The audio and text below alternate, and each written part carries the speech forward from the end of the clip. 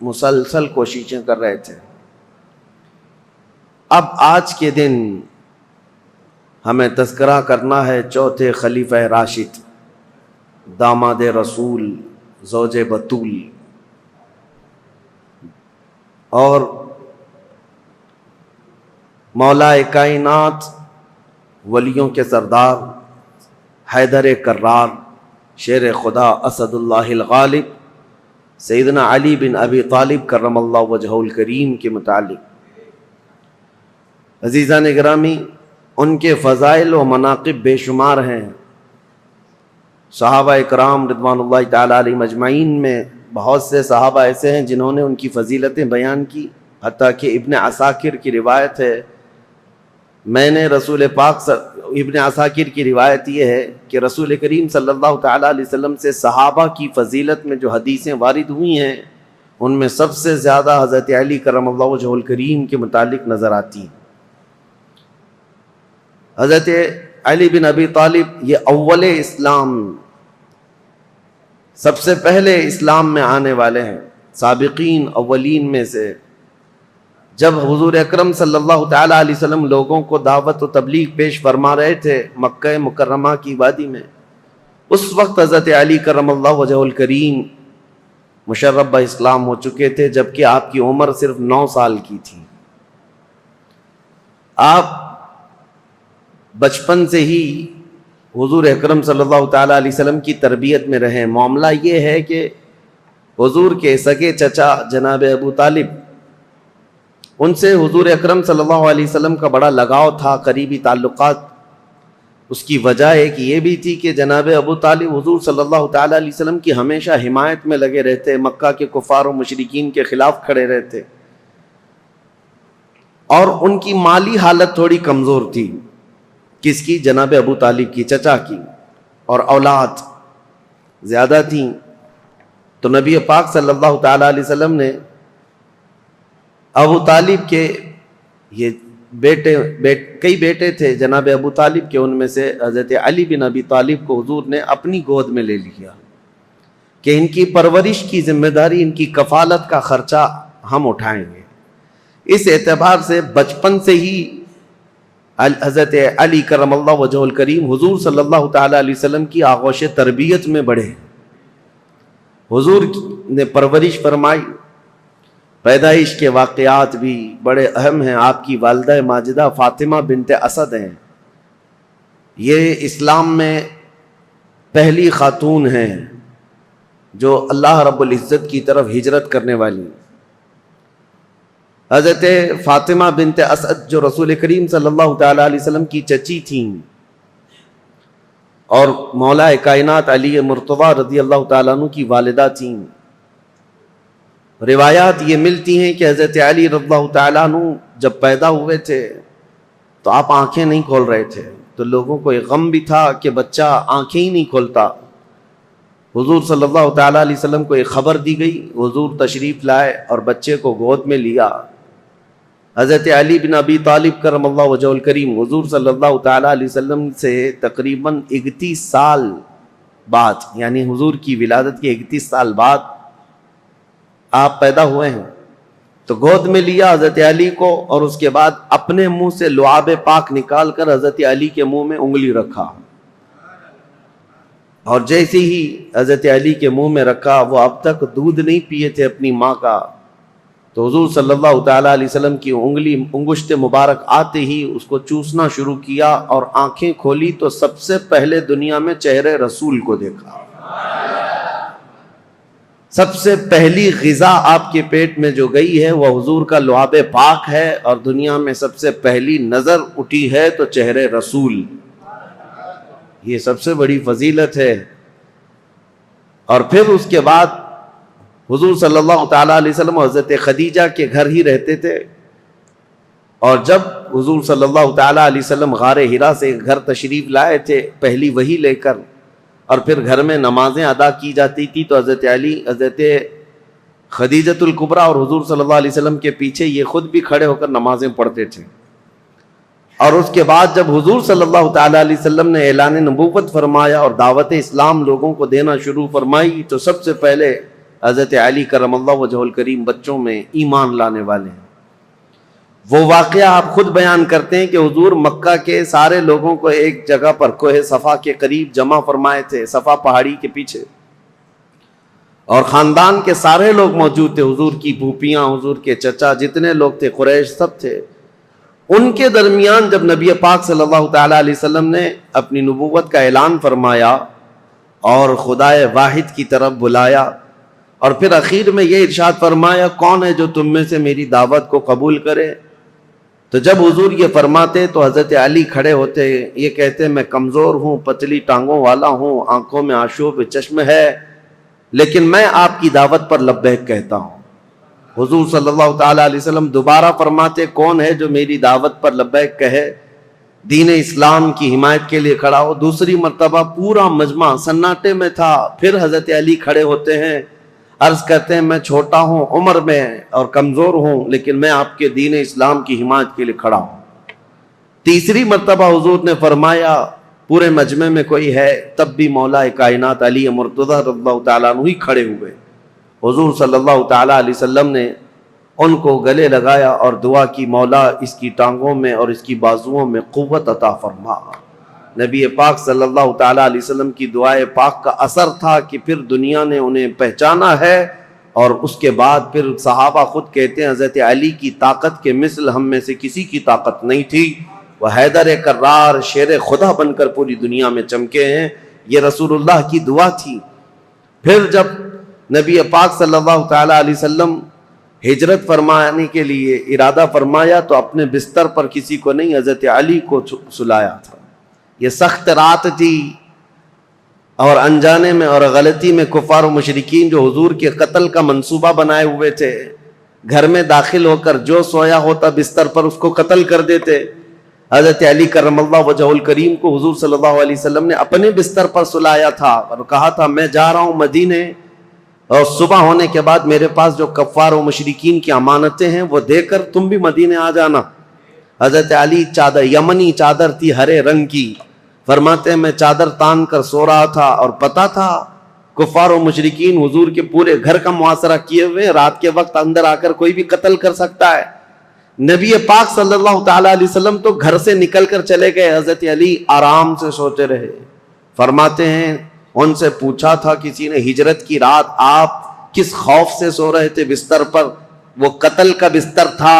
حضرت علی کہتے ہیں پوری زندگی میں اس سے بہتر نیند مجھے کبھی آئی نہیں، اس سے بہترین نیند کبھی آئی نہیں۔ پوچھا کہ آپ اس قدر آرام سے کیوں سو رہے تھے؟ کہا اس لیے کہ رسول اللہ نے فرمایا تھا رات کے وقت علی صبح ہو جائے تو یہ امانتیں لوگوں کو دے کر تم بھی مدینے آنا، تو میرا یقین تھا کہ صبح ہوگی بھی، امانتیں دوں گا بھی اور مدینے جاؤں گا بھی، کیونکہ رسول اللہ صلی اللہ علیہ وسلم کا فرمان علی شان ہے۔ مولا کائنات ہر جگہ نبی کریم صلی اللہ تعالیٰ علیہ وسلم کے ساتھ رہے ہیں۔ اور آپ کو وہ واقعہ بھی بتا دوں، یہ فضائل پر بات چل رہی ہے، پھر میں خلافت مولا کائنات علی مرتضیٰ پر آتا ہوں، کیونکہ تاریخ میں خلفائے راشدین کے دور میں حضرت علی کی خلافت کا جو دور ہے وہ بہت امپورٹنٹ ہے، اس لیے بھی کہ یہاں سے فرق ہو جاتا ہے اپنوں کا اور غیروں کا۔ یہاں تک منزلیں سیم چلتی رہیں امت اسلامیہ کی، لیکن یہاں آنے کے بعد جماعتیں بدل گئیں، کچھ لوگوں نے اپنا قبلہ الگ کر لیا، کچھ لوگوں نے الگ کر لیا ہے۔ تو خلافت علی بن ابی طالب کا یہ 5.5 سالہ جو دور ہے یہ بہت ہی اہم ہے۔ میں تاریخ پر آتا ہوں، اس سے پہلے کون ہے یہ شیر خدا، کون ہے یہ علی مرتضیٰ؟ حضور صلی اللہ تعالیٰ علیہ وسلم کی گھر میں پرورش پانے والے، دعوت اسلام میں جہاں جہاں حضور جاتے تھے ساتھ جاتے تھے۔ جب کبھی حضور لوگوں کو تبلیغ فرماتے آپ حضرت علی حضور کے ساتھ رہا کرتے تھے۔ عمر اگرچہ چھوٹی تھی لیکن ساتھ رہے، اور جب ہجرت فرمائی میرے آقا صلی اللہ تعالیٰ علیہ وسلم نے، حضور کی ہجرت کے چند ہی دن بعد حضرت علی بھی مکہ سے ہجرت کر کے مدینہ تشریف لے آئے۔ اب ہجرت کے بعد 2 ہجری تھی، یعنی حضور صلی اللہ علیہ وسلم کی ہجرت کے 2 سال بعد مدینہ طیبہ میں نبی کریم صلی اللہ تعالیٰ علیہ وسلم نے اپنی سب سے لاڈلی لخت جگر سیدہ کائنات فاطمۃ الزہرا رضی اللہ تعالیٰ عنہا کا نکاح حضرت علی بن ابی طالب کے ساتھ فرمایا۔ حضرت علی حیادار تھے، شرمیلے تھے. آپ کہتے ہیں کہ پیغام نکاح حضور صلی اللہ تعالیٰ علیہ وسلم کے گھر آپ کو بھیجنا تھا، لیکن حیا مانے تھی. حضور صلی اللہ تعالیٰ علیہ وسلم کے گھر میں پرورش پاتے رہے، لیکن آپ اس شرم اور حیا کی وجہ سے کبھی پیغام لے کر جا نہ سکے. خود نبی پاک صلی اللہ تعالیٰ علیہ وسلم نے حضرت علی کرم اللہ وجہہ الکریم کو طلب فرمایا اور پھر اپنی بیٹی کے نکاح کا معاملہ سامنے رکھا. حضرت علی خوش ہو گئے اور پھر اس کے بعد حضور صلی اللہ تعالیٰ علیہ وسلم نے فرمایا مہر میں کیا دے سکتے ہو. پھر ان کے لیے مہر کے انتظام کا حکم دیا. حضرت علی خود گئے. وہ ایک باغیچے میں مزدوری کرتے تھے، کما کر کے جو انہوں نے جمع کیا تھا اور ان کے پاس جو لوہے کی زیرہ تھی وہ بیچ کر یا گروی رکھ کر مال جمع کیا. 400 مسقال چاندی یہ حضرت فاطمۃ الزہرا رضی اللہ تعالیٰ عنہا کے لیے مہر مقرر فرمایا گیا. اور جو جہیز کے متعلق بہت سارے لوگ یہ کہتے ہیں حضرت فاطمہ کے جہیز میں حضور صلی اللہ تعالیٰ علیہ وسلم نے مٹی کے برتن دیے تھے، مشکیزہ دیا تھا، چارپائی اور ایک گدا، ایک تکیہ اور کچھ چیزیں استعمال کی دی تھیں. اس کو لے کر کے جو جہیز کا معاملہ چلایا جاتا ہے، حضرت فاطمہ کا جہیز یہ تھا. اس کی حقیقت بھی میں بتاؤں، حضرت فاطمہ کا جو جہیز تھا وہ پورا حضرت علی کے پیسوں سے خریدا ہوا تھا. لوگوں کو حضرت فاطمہ کا جہیز یاد ہے کہ رسول اللہ نے یہ جہیز دیا تھا، اور یہاں پر اسی جہیز کی بنیاد پر لاکھوں لوگ اس طرح کے کروڑوں کا مطالبہ کر لیتے ہیں. مولا کائنات علی ابی طالب کرم اللہ وجہہ الکریم وہ جواں مرد ہیں جنہوں نے اپنے ہاتھوں سے کمائی ہوئی رقم کو یہ جہیز کے پیسوں کے لیے خرچہ کیا. حضرت فاطمۃ الزہرا رضی اللہ تعالیٰ عنہ کا جہیز کا جو سامان ہے وہ ان کے پیسوں سے خریدا ہوا. آج بھی اگر جہیز کی سنت یاد ہے تو ہونا تو یہی چاہیے کہ عورت کے باپ سے نہیں، خود اپنے ہاتھوں سے کما کر کے حاصل کرو. بہت سارے آج کے دور میں بھی بھکاری پیدا ہوئے ہیں. میں تو ان سے ہمیشہ ہی کہتا ہوں کہ جن کی طلب ہی یہ ہے کہ شادی اسی لیے کرنا چاہتے ہیں، ابھی بھی میرے پاس کنٹینیو بنگال سے، بہار سے کچھ لوگ مطالبہ اس بات کا کر رہے ہیں کہ ہمارے گھر میں شادیاں ہیں اور جہیز بہت سامنے والے مانگ رہے ہیں، بائک دینا ہے، کسی کو فلاں دینا ہے، کیا تعاون ہو سکتا ہے؟ ہم نے کہا یہ بائک خرید کر دینے کے لیے علامان فاؤنڈیشن تیار کیا گیا ہے جہیز کے لیے. ہم نے ان کو یہ کہا پہلی بات تو یہ ہے بائک دینا نہیں دینا یہ بعد میں، بیٹی ہی مت دو پہلے ایسے بھکاری کو جو تمہارے گھر سے کھانا چاہتا ہو. تمہاری بیٹی کو کیا کھلائے گا؟ مجھ سے اگر مشورہ لینا چاہتے ہو تو میں اس داماد کو یہی کہوں گا ایک کھٹوری لے لو، کسی مسجد کے باہر بیٹھ جاؤ، روزانہ ایک ایک سکہ گرتا رہے گا اور جہیز سے زیادہ مال اس میں جمع ہو جائے گا. اللہ نے مردوں کو تمہیں طاقت دی ہے، حاکم بنایا ہے کمانے کے لیے، لہذا عورت کے گھر سے لینا یہ ایک طرح کی نحوست ہے. مرد کے لیے ایک نحوست ہے اور اس کی لت پڑ جاتی ہے اور انسان یہاں نکما ہو جاتا ہے. ہم نے بہتوں کو دیکھا ہے سسرال پر پلنے والے ہیں، ایسے بہت سارے ہیں. ایک مرتبہ عورت کیا گھر سے لے آئی، ہر بار یہ داماد یہی خواہش کرنے لگ جائے گا جا اپنے باپ سے 10,000 مانگ کے لا، 50,000 مانگ کے لیا. ان لوگوں کو اس طرح کا نکما پن آتا ہی ہے. میرے عزیزو، اس معاملے کو اور بلکہ اس برے رسم کو بدلنے کی ضرورت ہے. کہاں رسول پاک صلی اللہ تعالیٰ علیہ وسلم کی شریعت طیبہ طاہرہ. بیچ میں بات آئی ہے تو مختصراً عرض کروں. ایک صحابی آئے تھے، غریب تھے، انہوں نے کہا شادی کرنا ہے. کہا کچھ دینا ہوگا تمہیں، میں انصار کی کسی بیٹی سے تمہارا نکاح کر دوں گا، تم مہر میں کیا دو گے؟ جہیز میں نہیں. حضور صلی اللہ تعالیٰ علیہ وسلم نے مہر کے لیے پوچھا، مہر تو واجب ہے. اس صحابی نے کہا کہ میرے پاس کچھ نہیں. حضور نے فرمایا کیا ایک چاندی کی انگوٹھی دے سکتے ہو مہر؟ کہا یا رسول اللہ میں تو اتنا غریب ہوں، لوہے کی انگوٹھی بھی نہیں دے سکتا.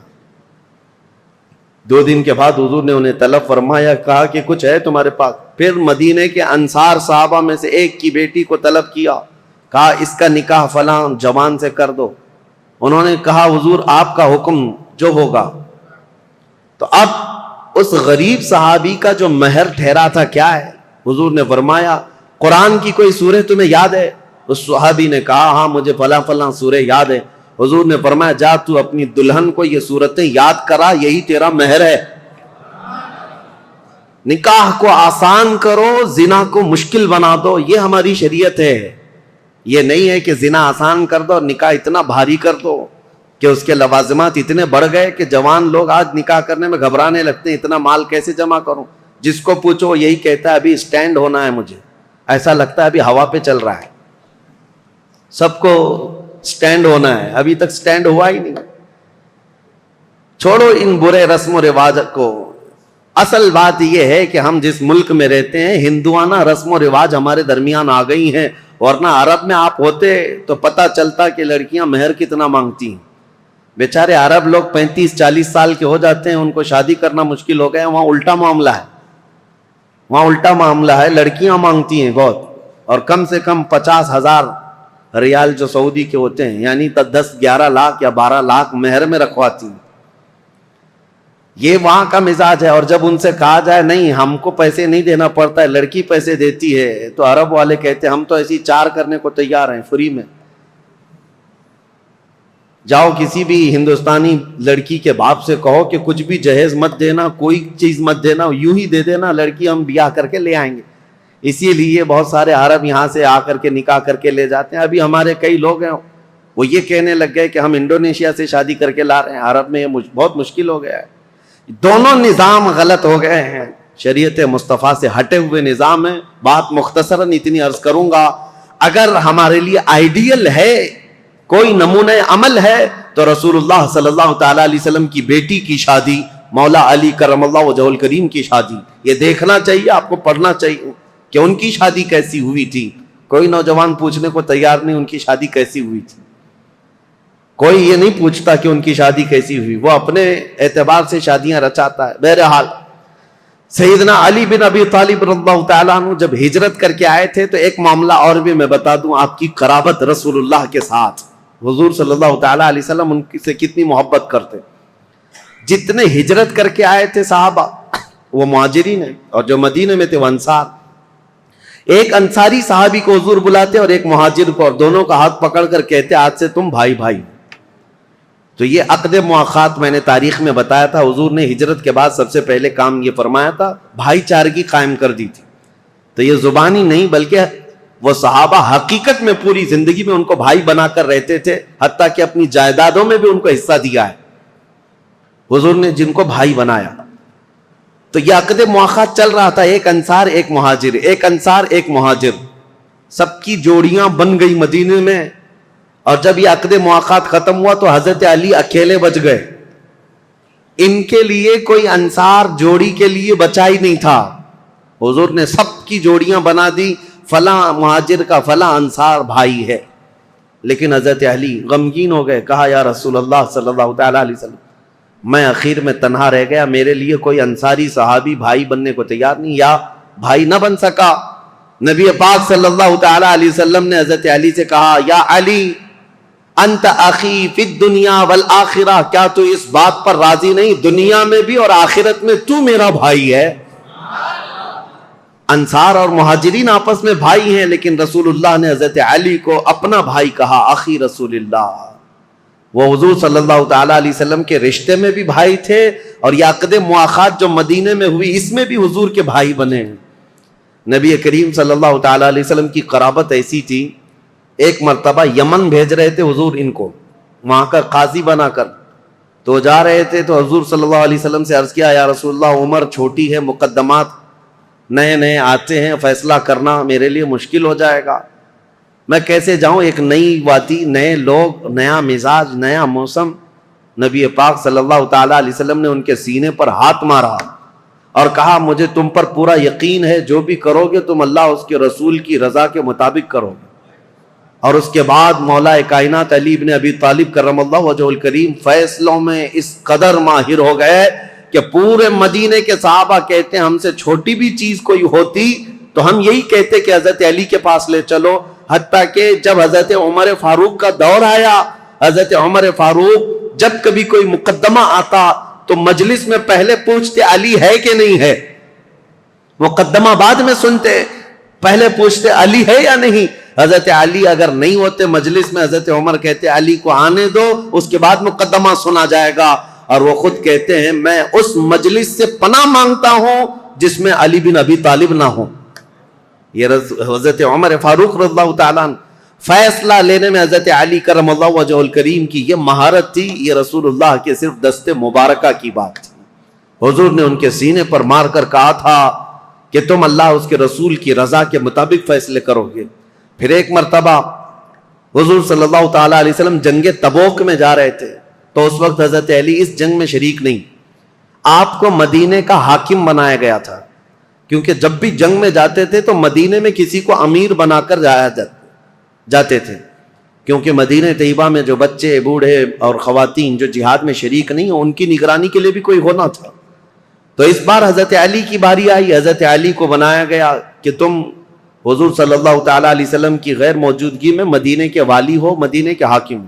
آپ کے آنکھوں میں آنسو آ گئے۔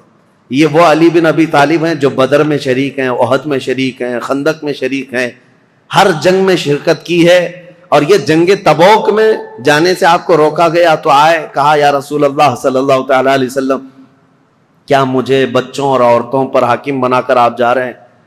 میں بچوں اور عورتوں کی دیکھ بھال کے لیے رہ جاؤں؟ نبی پاک صلی اللہ تعالیٰ علیہ وسلم نے ان کے لیے ایک جملہ فرمایا، اے علی، کیا تم اس بات کو پسند نہیں کرتے کہ تم میرے لیے ویسے ہی ہو جیسے موسیٰ علیہ السلام کے لیے حضرت ہارون علیہ السلام تھے؟ جب موسیٰ علیہ السلام کوہ طور پر جا رہے تھے تورات لینے کے لیے اللہ کی بارگاہ میں، تو حضرت ہارون علیہ السلام کو انہوں نے اپنا وزیر بنایا تھا اور اپنا وزیر مقرر کیا تھا 40 دن تک کے لیے۔ ہاں بس نبی پاک صلی اللہ علیہ وسلم فرماتے ہیں، اے علی، تم میرے لیے ویسے ہی ہو جیسے موسیٰ علیہ السلام کے لیے حضرت ہارون علیہ السلام تھے، بس فرق اتنا ہے کہ میرے بعد کوئی نبی نہیں آئے گا۔ موسیٰ علیہ السلام نے جن کو وزیر بنایا تھا وہ بھائی بھی تھے حضرت ہارون، اور نبی بھی تھے، لیکن حضرت علی کرم اللہ وجہہ الکریم نبی نہیں۔ اب یہاں سے ان حدیثوں کو سننے کے بعد ذہن صاف کر لیں، جتنا بھی بڑا مقام ہے مولا کائنات علی بن ابی طالب کا، لیکن وہ نبوت کا درجہ نہیں ہو سکتا، نبی نہیں ہو سکتے، کیونکہ اگر رسول اللہ کے بعد کسی کو نبی تسلیم کیا تو پھر وہ اسلام میں آیا ہی کہاں ہے؟ اس نے خاتم النبیین ہونے کا عقیدہ ہی ختم کر لیا تو ایسا شخص مسلمان نہیں، وہ اسلام سے خارج ہے۔ حضرت علی کی محبت اور ان کی عزت، ان کا احترام ہمارے سر آنکھوں پر ہے، لیکن کبھی ہم حضرت علی کو نبوت کے درجے تک نہیں پہنچا سکتے۔ لیکن کچھ جماعتیں ایسی ہوئیں شیعہ حضرات میں، سب نہیں، شیعہ میں بہت سارے فرقے پیدا ہوئے، تقریباً 70 فرقے تو میں پڑھ کر کے آیا، باقی ہے کتنے معلوم نہیں۔ اس وقت سے حضرت عثمان غنی کی شہادت کے بعد سے جو شیعہ حضرات کی جماعتیں شروع ہوئیں، اہل تشیع بھی ان کو کہتے ہیں اور رافضی بھی ہیں، یہ ہر زمانے میں رہے، اور ان میں فرقے بہت سارے ہوئے، کیسانیہ، غلات، اسماعیلیہ، دروزیہ، بزاریہ، نظاریہ، امامیہ، بہت سارے فرقے اس میں پیدا ہوئے، سب کے الگ الگ تھوڑے تھوڑے سے عقیدوں میں یا مسائل میں فرق ہے، لیکن ہے ایک ہی مینیو، کسی میں لال مرچی زیادہ، کسی میں ہلدی زیادہ، بس مینیو ایک ہی ہے، مین چیز جا کر کے وہیں پر ختم ہوتی ہے۔ حضرت علی کرم اللہ وجہ الکریم، مولا علی کرم اللہ وجہ الکریم کے متعلق جو عقائد گڑھے گئے، اس میں سے ایک فرقہ ایسا ہے جو حضرت علی کو خدا کے درجے تک پہنچاتا ہے، اور ان کا عقیدہ یہ بھی ہے کہ اللہ تعالی حضرت علی کی شکل میں دنیا میں آیا، نعوذ باللہ من ذالک، رب الارباب کہا، خالق کہا۔ ہم ایسے عقیدوں کے سخت خلاف ہیں، شرک ہرگز ہماری جماعت میں نہیں آ سکتا۔ حضرت علی رضی اللہ تعالیٰ عنہ کے لیے کچھ لوگوں نے الوہیت کا عقیدہ یعنی خدا ہونے کا عقیدہ بنایا، اور ایک فرقہ ایسا آیا وہ تو یہ کہنے لگے نبوت جو ہے وہ حضرت علی کو ملنے والی تھی، اور حضرت علی سوئے تھے تو اس لیے محمد صلی اللہ علیہ وسلم کو جبرائیل دے کے چلے گئے۔ یہ ایسا ہی بتا رہے ہیں جیسے نان کٹائی دے کر چلے گئے۔ ارے میاں نبوت ہے، جو جاگ رہا ہے اس کو نان کٹائی مل گئی، جو سو رہا ہے اس کو نہیں ملی، کوئی مٹھائی ہے؟ نبوت اللہ تعالیٰ نے عالم ارواح میں ہی چن لیا ہے کہ کون نبی ہونے والا ہے۔ یہ سویا جاگتا ہوا معاملہ نہیں ہے. ابھی دنیا میں کوئی پیدا بھی نہیں ہوا تھا, صرف روحیں تھی. اسی وقت روحوں میں اللہ نے منتخب کر لیا ہے کہ کون نبی ہوگا. ایک بات یاد رکھیں, یہ عقیدہ مسلم عقیدہ اسلام کا کہ کوئی بھی شخص اپنی محنت, اپنی عبادت, اپنی ریاضت سے نبی ہرگز نہیں ہو سکتا. نبی صرف اللہ کے انتخاب سے ہوتا ہے. ہاں, ولی بن سکتے ہو, آپ کثرت سے عبادت کر رہے ہو, اللہ کے ولی بن گئے, پرہیزگار بن گئے. ولی تو کوئی بنتا ہے کبھی عبادات سے, محنت سے, کثرت سے, اور کبھی عطا سے, لیکن نبی محنت سے, عبادت سے نہیں ہوتا. تم 1,00,000 سال بھی سجدے میں سر جھکا کر بیٹھے رہو, نبی نہیں بنو گے. نبی تو اللہ تعالیٰ کے انتخاب سے, اور اب تو کسی کے نبی ہونے کا امکان ہی نہیں. حضور صلی اللہ تعالیٰ علیہ وسلم کے آنے کے بعد کوئی نبی نہیں آئے گا. یہ عقیدہ ضروری ہے, کیونکہ حضرت علی رضی اللہ تعالیٰ عنہ کے متعلق بہت ساری چیزیں گڑی گئی ہیں. بیچ کا راستہ یہی ہے جو حق ہے, اہل سنت و جماعت کا راستہ, کہ ہم مولا کائنات علی ابن ابی طالب کرم اللہ وجہہ الکریم کو اسی عظمت کے ساتھ مانتے ہیں جیسے رسول اللہ کے صحابہ مانتے تھے, اور حضور نے جیسے ان کے متعلق فضیلت بیان فرمائی, وہی اسی حیثیت سے ہم مولا کائنات علی ابن ابی طالب رضی اللہ تعالیٰ عنہ کو سر آنکھ پر رکھتے ہیں. ہم ان وہابیوں کی طرح بھی نہیں جو حضرت علی رضی اللہ تعالیٰ عنہ کی شان کو گھٹاتے ہیں, نعوذ باللہ. ہم برسر اعلان یہ کہتے ہیں کہ رسول اللہ صلی اللہ تعالیٰ علیہ وسلم نے غدیر خم پر یہ خطبہ ارشاد فرمایا تھا, من کنت مولا فہذا علی مولا. یہ حدیث اتنی تواتر کے ساتھ ہے کہ اتنے صحابہ اور اتنے لوگوں نے اس حدیث کو بیان کیا ہے کہ ان کا جھوٹ پر جمع ہونا محال ہے. اس لیے یہ حدیث بڑے اعلیٰ درجے کی ہے. میرے آقا صلی اللہ علیہ وسلم نے فرمایا تھا, میں جس کا مولا ہوں علی بھی اس کے مولا ہے, علی بھی اس کے مولا ہیں. اب اس حدیث کو لے کر کے بھی بہت سارے لوگ ہنگامہ مچاتے ہیں کہ رسول اللہ صلی اللہ تعالیٰ علیہ وسلم تمام نبیوں کے مولا ہیں, تو حضرت علی نبیوں کے بھی مولا ہیں. وہ نبیوں کے اوپر بھی لے کر چلے گئے, کیونکہ یہ حدیث ہے. حضور نے فرمایا مولا کے عربی میں کئی معنی ہیں. مولا عربی میں جو ہے آقا کو بھی کہتے ہیں, غلام کو بھی کہتے ہیں, مددگار کو بھی کہتے ہیں, دوست کو بھی کہتے ہیں. عربی کی شدھ بدھ رکھنے والا وہ سمجھے گا کہ کہاں کیا معنی لینا ہے. اسی طرح سے اگر عربی کی ترجمے کرنے لگ جائیں تو پھر اوٹ پٹانگ حرکتیں شروع ہو جائیں گی, جیسے گوگل ٹرانسلیٹ کر کے دے دیتا ہے. وہ کچھ بھی جیسا ہو اسی طرح سے اٹھا کر دے دے گا. ایک لفظ عربی میں آتا ہے اور اس کے 70 معنی ہیں, کسی کے 50 معنی, کسی کے 500 معنی. عربی کی ڈکشنری اگر آپ سمجھنا چاہیں تو بہت وسیع ہے, سمندر ہے یہ عربی لغت. یہاں تک کہ ایک ایک لفظ پر لوگوں نے کتاب لکھ ڈالی ہے, عربی کے ایک ایک لفظ پر. تو مولا کا مطلب کئی معنی ہیں. تو جہاں پوری کائنات مراد ہوگی, حضور نے فرمایا میں جس کا مولا ہوں, یقیناً میرے نبی آقا ہیں. جس کے حضور آقا ہیں, حضرت علی بھی اس کے آقا ہیں. لیکن نبیوں کے متعلق یہ معنی نہیں لیا جائے گا. انبیاء کرام افضل ہیں, پوری مخلوق میں سب سے افضل ہیں, اور جو بھی ہوگا نبیوں کے بعد افضل ہوگا. بہرحال میں یہ ٹاپک کو صرف آپ کے سامنے اس لیے رکھ رہا ہوں کہ سوشل میڈیا کے اس بھیانک دور میں انہی حدیثوں کا سہارا لے کر بھولے بھالے نوجوانوں کے دماغ میں یہ باتیں ڈالی جاتی ہیں. یہ چیزیں بھی لائی گئی ہیں حضرت علی نبیوں سے افضل ہیں. نہیں, اللہ کے انبیاء جتنے نبی ہیں وہ کائنات میں روئے زمین میں سب سے افضل انسان ہیں, اور ان کے بعد دوسرے صحابہ میں افضلیت ہے. سیدنا علی بن ابی طالب کرم اللہ وجہہ الکریم کے کمالات.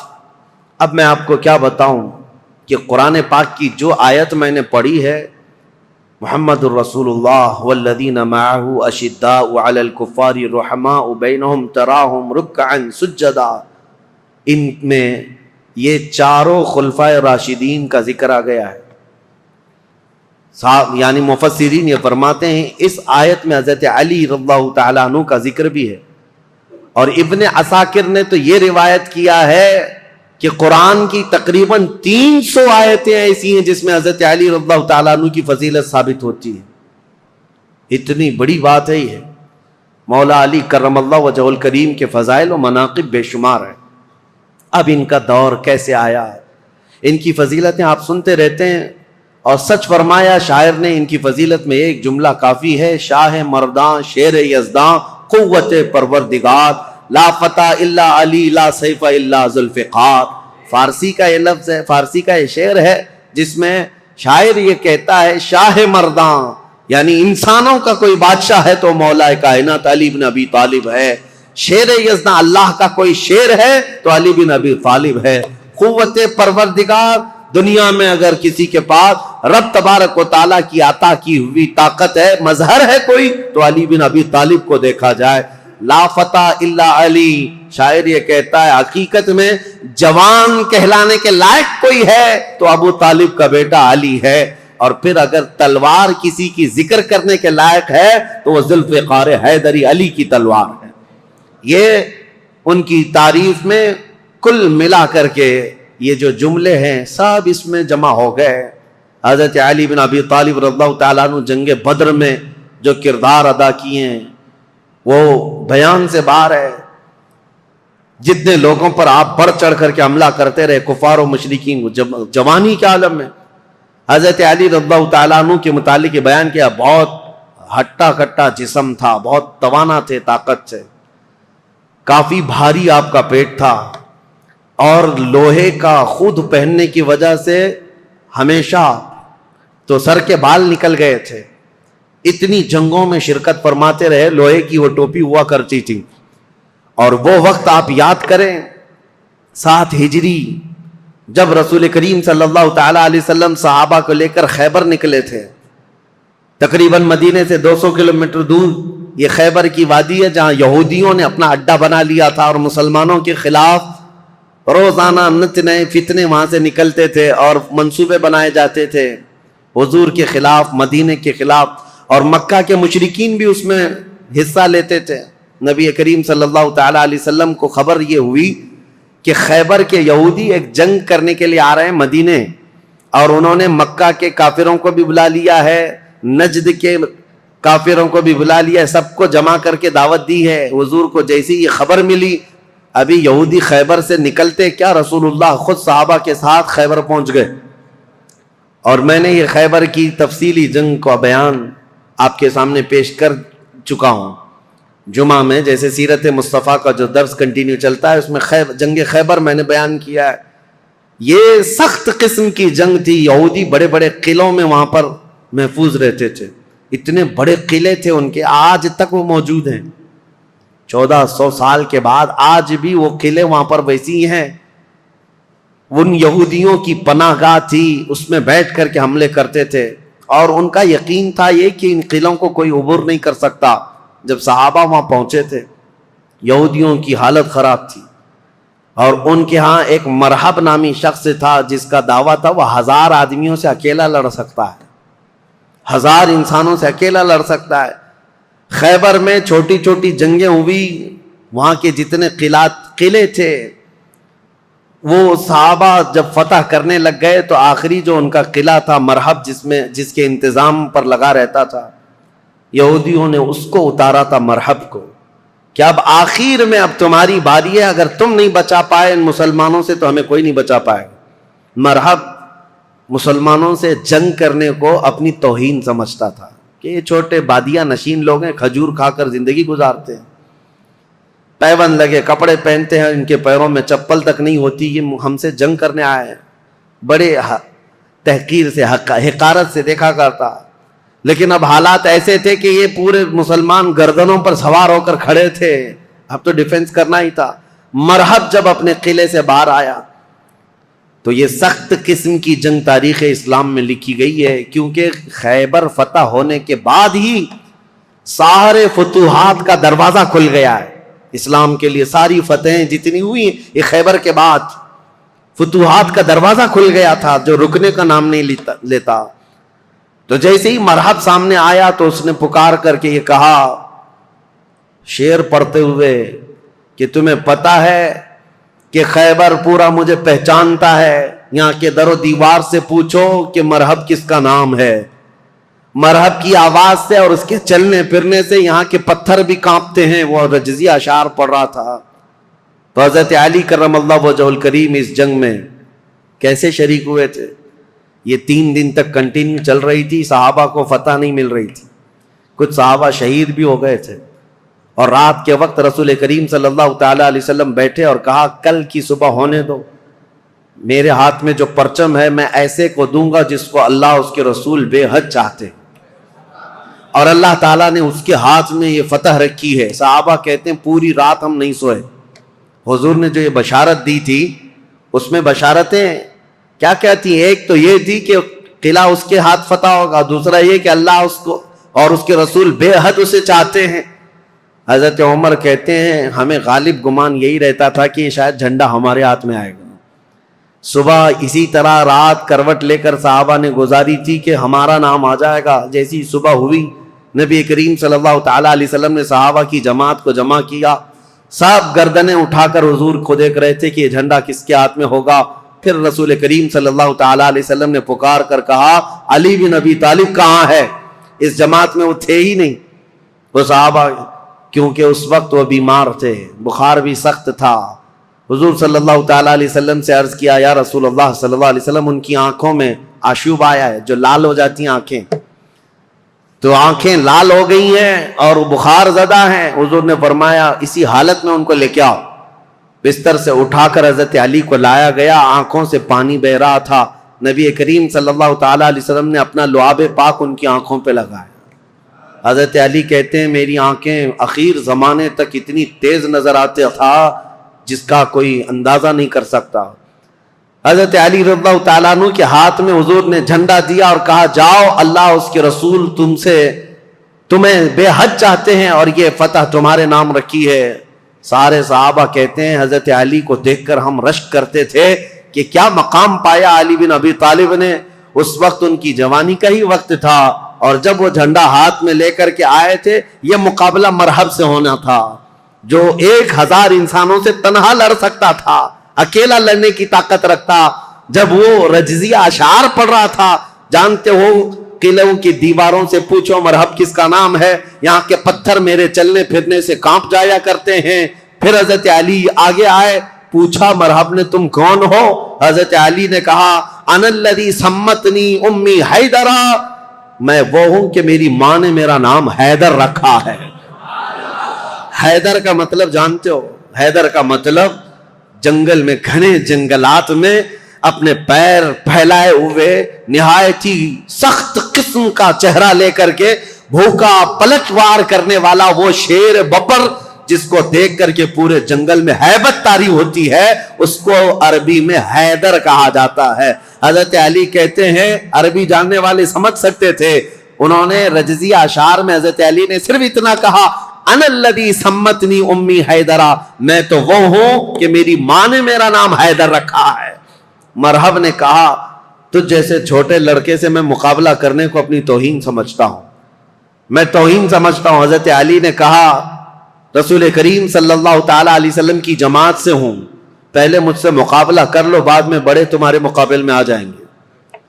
جب مرحب اترا حضرت علی کرم اللہ وجہہ الکریم کے مقابلے میں, تاریخ آج بھی گواہ ہے, اس کے لوہے کی ٹوپی, اس کا لوہے کا لباس اتنا مہنگا ہوا کرتا تھا, اور وہ تلوار لہراتے ہوئے آیا اور پہلی تلوار اتنی تیز مارا تھا کہ حضرت علی رضی اللہ تعالیٰ عنہ پر وار جو ہوا, حضرت علی رضی اللہ تعالیٰ عنہ نے اس کے وار کی چمک کو دیکھا اور جنگ کے میدان میں جو تلوار کی چمک تھی لوگ دیکھ کر کے حیران تھے, اتنی تیز وہ تلوار چلاتا تھا.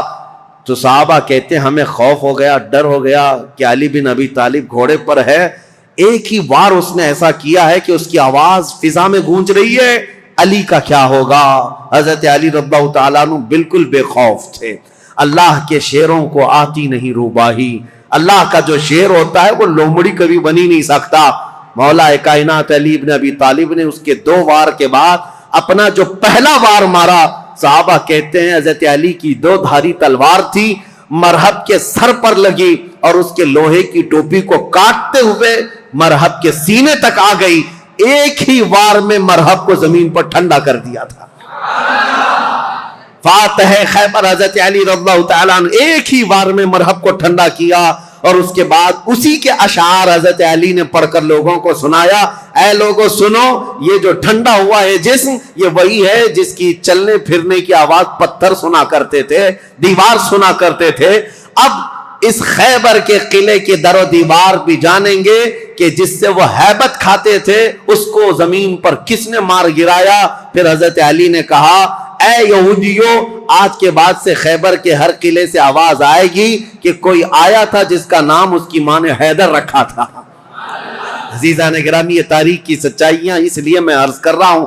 مولا علی بن ابی طالب کرم اللہ وجہہ الکریم، اس جنگ میں صحابہ کی روایت ہے، ابن عساکر کی روایت یہ ہے کہ حضرت علی بڑھتے گئے اس قلعے کے پھاٹک کو توڑ دیا تھا، جو دروازہ ہوا کرتا تھا۔ صحابہ کہتے ہیں حضرت علی نے ایسے اس کو اکھاڑ دیا تھا، اور وہ دروازہ ایک ہاتھ میں لے کر اس کو ڈھال بنا کر لڑتے رہے۔ جب کبھی سامنے سے کوئی تیر آتا یا تلوار آتی تو یہ دروازے کو ڈھال بنا کر کے لڑتے تھے۔ تم اپنے گھر کا دروازہ اٹھا کر کے دیکھو، خیبر کا دروازہ الگ ہے، اپنے گھر کا دروازہ بھی نہیں اٹھا پاؤ گے۔ آج کے نوجوانوں کی بات کر رہا ہوں، وہ خیبر کا دروازہ ایسا تھا کہ اس کے بعد حضرت علی نے اس کو اپنی پیٹھ پر رکھا دروازے پر۔ کئی صحابہ تو اس کے اوپر سے چڑھ کر کے قلعے کے اندر گئے، اور صحابہ کہتے ہیں اس کے بعد اس دروازے کو 16 گز آگے انہوں نے ایک ہی ہاتھ سے پھینکا تھا۔ رسول کریم صلی اللہ تعالی علیہ وسلم کا فرمان ہوا اس دروازے کو راستے سے ہٹایا جائے۔ صحابہ کہتے ہیں ہم 40 لوگ مل کر نہیں اٹھا پا رہے تھے، اور علی بن ابی طالب تنہا ایک ہاتھ سے اٹھا کر اس کو پھینک چکے تھے۔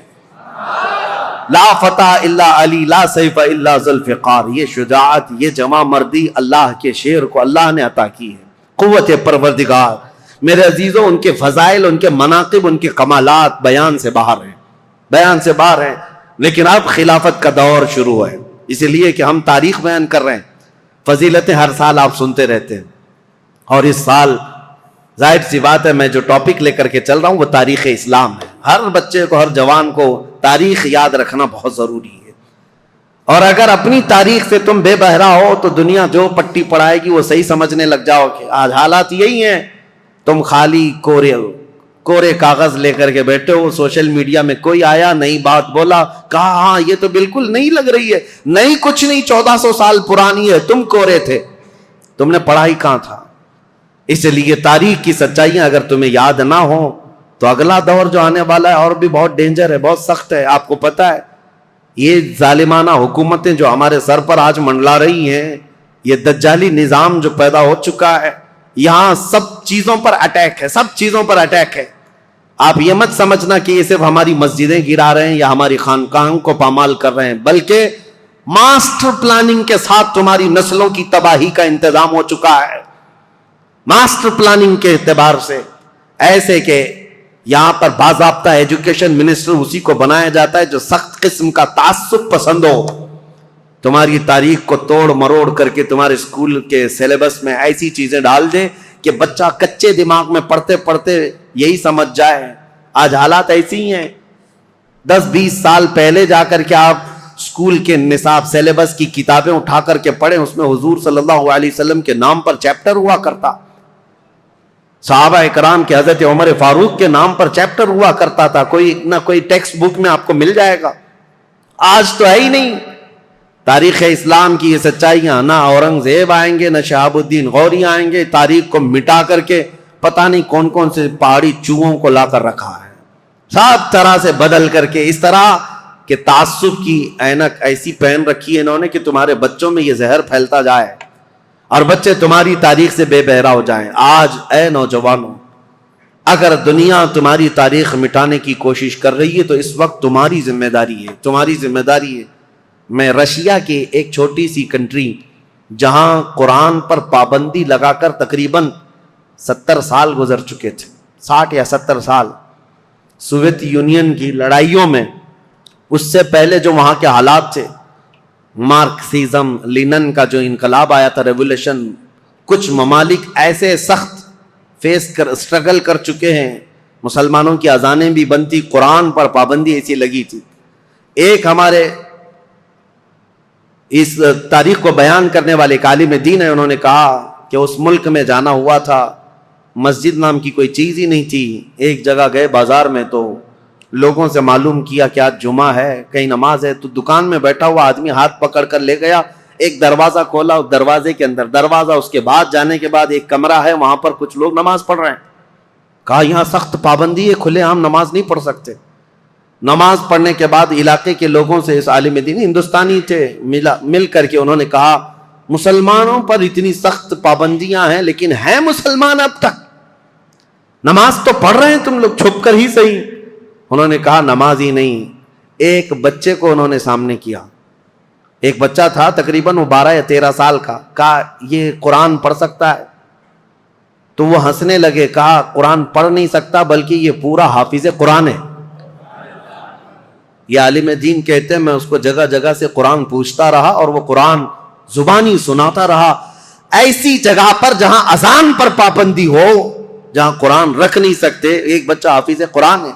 انہوں نے پوچھا کہ بیٹا یہ حفظ قرآن ایک باضابطہ مدرسہ لگتا ہے ہمارے ہاں, باضابطہ انوائرمنٹ چاہیے, پھر جا کر کوئی حافظ قرآن بنتا ہے, تم ایسی جگہ پر کیسے بنے؟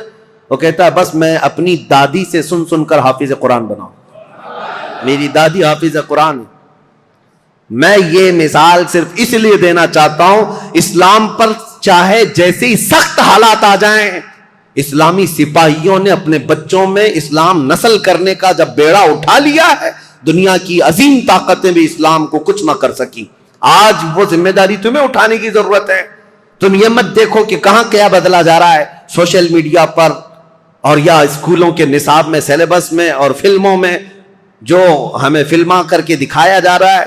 لوگ احتجاج کر کر کے بول رہے ہیں نا کہ اسلام پر ٹارگٹ ہے. 1000 کرنے دو انہیں. یہ آج سول کوڈ کی بات لے کر کے مسلمانوں کے قوانین بدلنے, یہ سب حالات آئیں گے, سخت ترین حالات آئیں گے. ظالموں کو تو اپنا ظلم دکھانا ہی ہے, لیکن اے غیور نوجوانوں تمہاری ذمہ داری ہے, تم اپنے کندھوں پر یہ بیڑا اٹھا لو. ہم دنیا کے درپردہ یا دنیا کے بھروسے پر اپنے بچوں کو نہیں رکھیں گے, ہم اپنے تاریخ کی سچائیاں اپنے بچوں میں منتقل کرتے جائیں گے. یہ گڈی گڑیا کی کہانیاں سنانا چھوڑ دو, اپنے بچوں کو لو, رات میں بیٹھ کر میرے آقا کی اور صحابہ اکرام کے ایمان افروز واقعات سناؤ. اتنے واقعات آپ نے سن لیے, ہر سال کربلا سناتے ہیں. میرے عزیزو اب کربلا صرف علماء سے نہیں, ہر گھر میں باپ سے بچہ خود سنے. کون؟ حسین ابن علی ہیں. یہ کربلا کی داستانیں گھر گھر میں ہو, پھر ہمیں کچھ فرق نہیں پڑتا کہ ظالم طاقتیں کیا کیا منصوبے بنا رہی ہیں. مولا علی کرم اللہ وجہہ الکریم کی اب تاریخ میں بیان کرنے جا رہا ہوں. یہ فضائل تھے, یہ مناقب تھے, ان کے کمالات تھے. ان کے کمالات کے لیے اتنا کافی ہے کہ وہ رسول اللہ صلی اللہ علیہ وسلم کے بھائی ہیں, دنیا میں بھی اور آخرت میں بھی. ان کی فضیلت کے لیے اتنا کافی ہے کہ رسول اللہ صلی اللہ تعالی علیہ وسلم نے ان کے لیے یہ فرمایا کہ تم میرے لیے ویسی ہی ہو جیسا موسیٰ علیہ السلام کے لیے ہارون علیہ السلام تھے, بس فرق اتنا ہے کہ میرے بعد کوئی نبی نہیں ہوگا. ان کی فضیلت کے لیے اتنا کافی ہے کہ سیدہ کائنات فاطمۃ الزہرا ان کے نکاح میں ہیں, اور جنتی جوانوں کے سردار حسن و حسین ان کے بیٹے ہیں. ولایت کا سر چشمہ حضرت علی تک پہنچتا ہے. اب خلافت کا جو دور ہے, یہ ظاہر سی بات ہے کمپلیکیٹڈ چیز. حکومت, سیادت, امارت, خلافت یہ آسان چیز نہیں ہے. میرے عزیزو ہر زمانے میں, ہر دور میں یہ عہدہ ہمیشہ اختلافی ہوتا ہی رہا ہے. لیکن صحابہ کے دلوں میں حضور صلی اللہ تعالی علیہ وسلم نے خالص اللہ کی محبت رکھی تھی. وہ دنیا پرست نہیں تھے اور دنیا کے اسباب کی طرف یا مادوں کی طرف وہ اپنے دل دادا نہیں تھے. اللہ کا خوف رکھتے تھے, اس لیے زیادہ معاملات نہیں آئے. پھر بھی جیسے کہ کل میں نے بتایا, حضرت عثمان کے 12 سالہ خلافت کے دور میں آخر دور ایسا آیا جو فتنوں سے بھرا ہوا تھا. عبداللہ بن سبا نام کا ایک یہودی جس نے یہ بیج بویا اور ایک جماعت پیدا کر دی, اور مسلمانوں میں انتشار اور فرقہ پیدا ہونا شروع ہو گیا. اور سبب کہاں, یہ فتنہ کہاں تک پہنچا؟ حضرت عثمان غنی کا قتل ہو گیا مدینے میں. یہ پہلا قتل ہے جو مسلمانوں کے ہاتھ ہوا ہے, حضرت عثمان غنی کا قتل. حضرت عمر کو بھی شہید کیا گیا, لیکن وہ تو ایک آگ کا پجاری تھا, ابو لولو فیروز مجوسی. لیکن حضرت عثمان کا جو قتل ہوا ہے وہ آپسی انتشار کی وجہ سے ہوا. تفصیل میں نے بتایا. جگہ جگہ انقلاب نام سے کچھ جماعتیں کھڑی ہوتی تھیں. ان کو یہ چاہیے تھا ریولیوشن, اور ان کو جدت, نیا پن چاہیے تھا.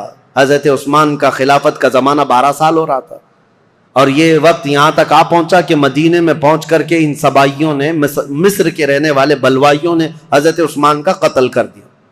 یہ قتل صحابہ کے لیے بہت بڑا صدمہ تھا.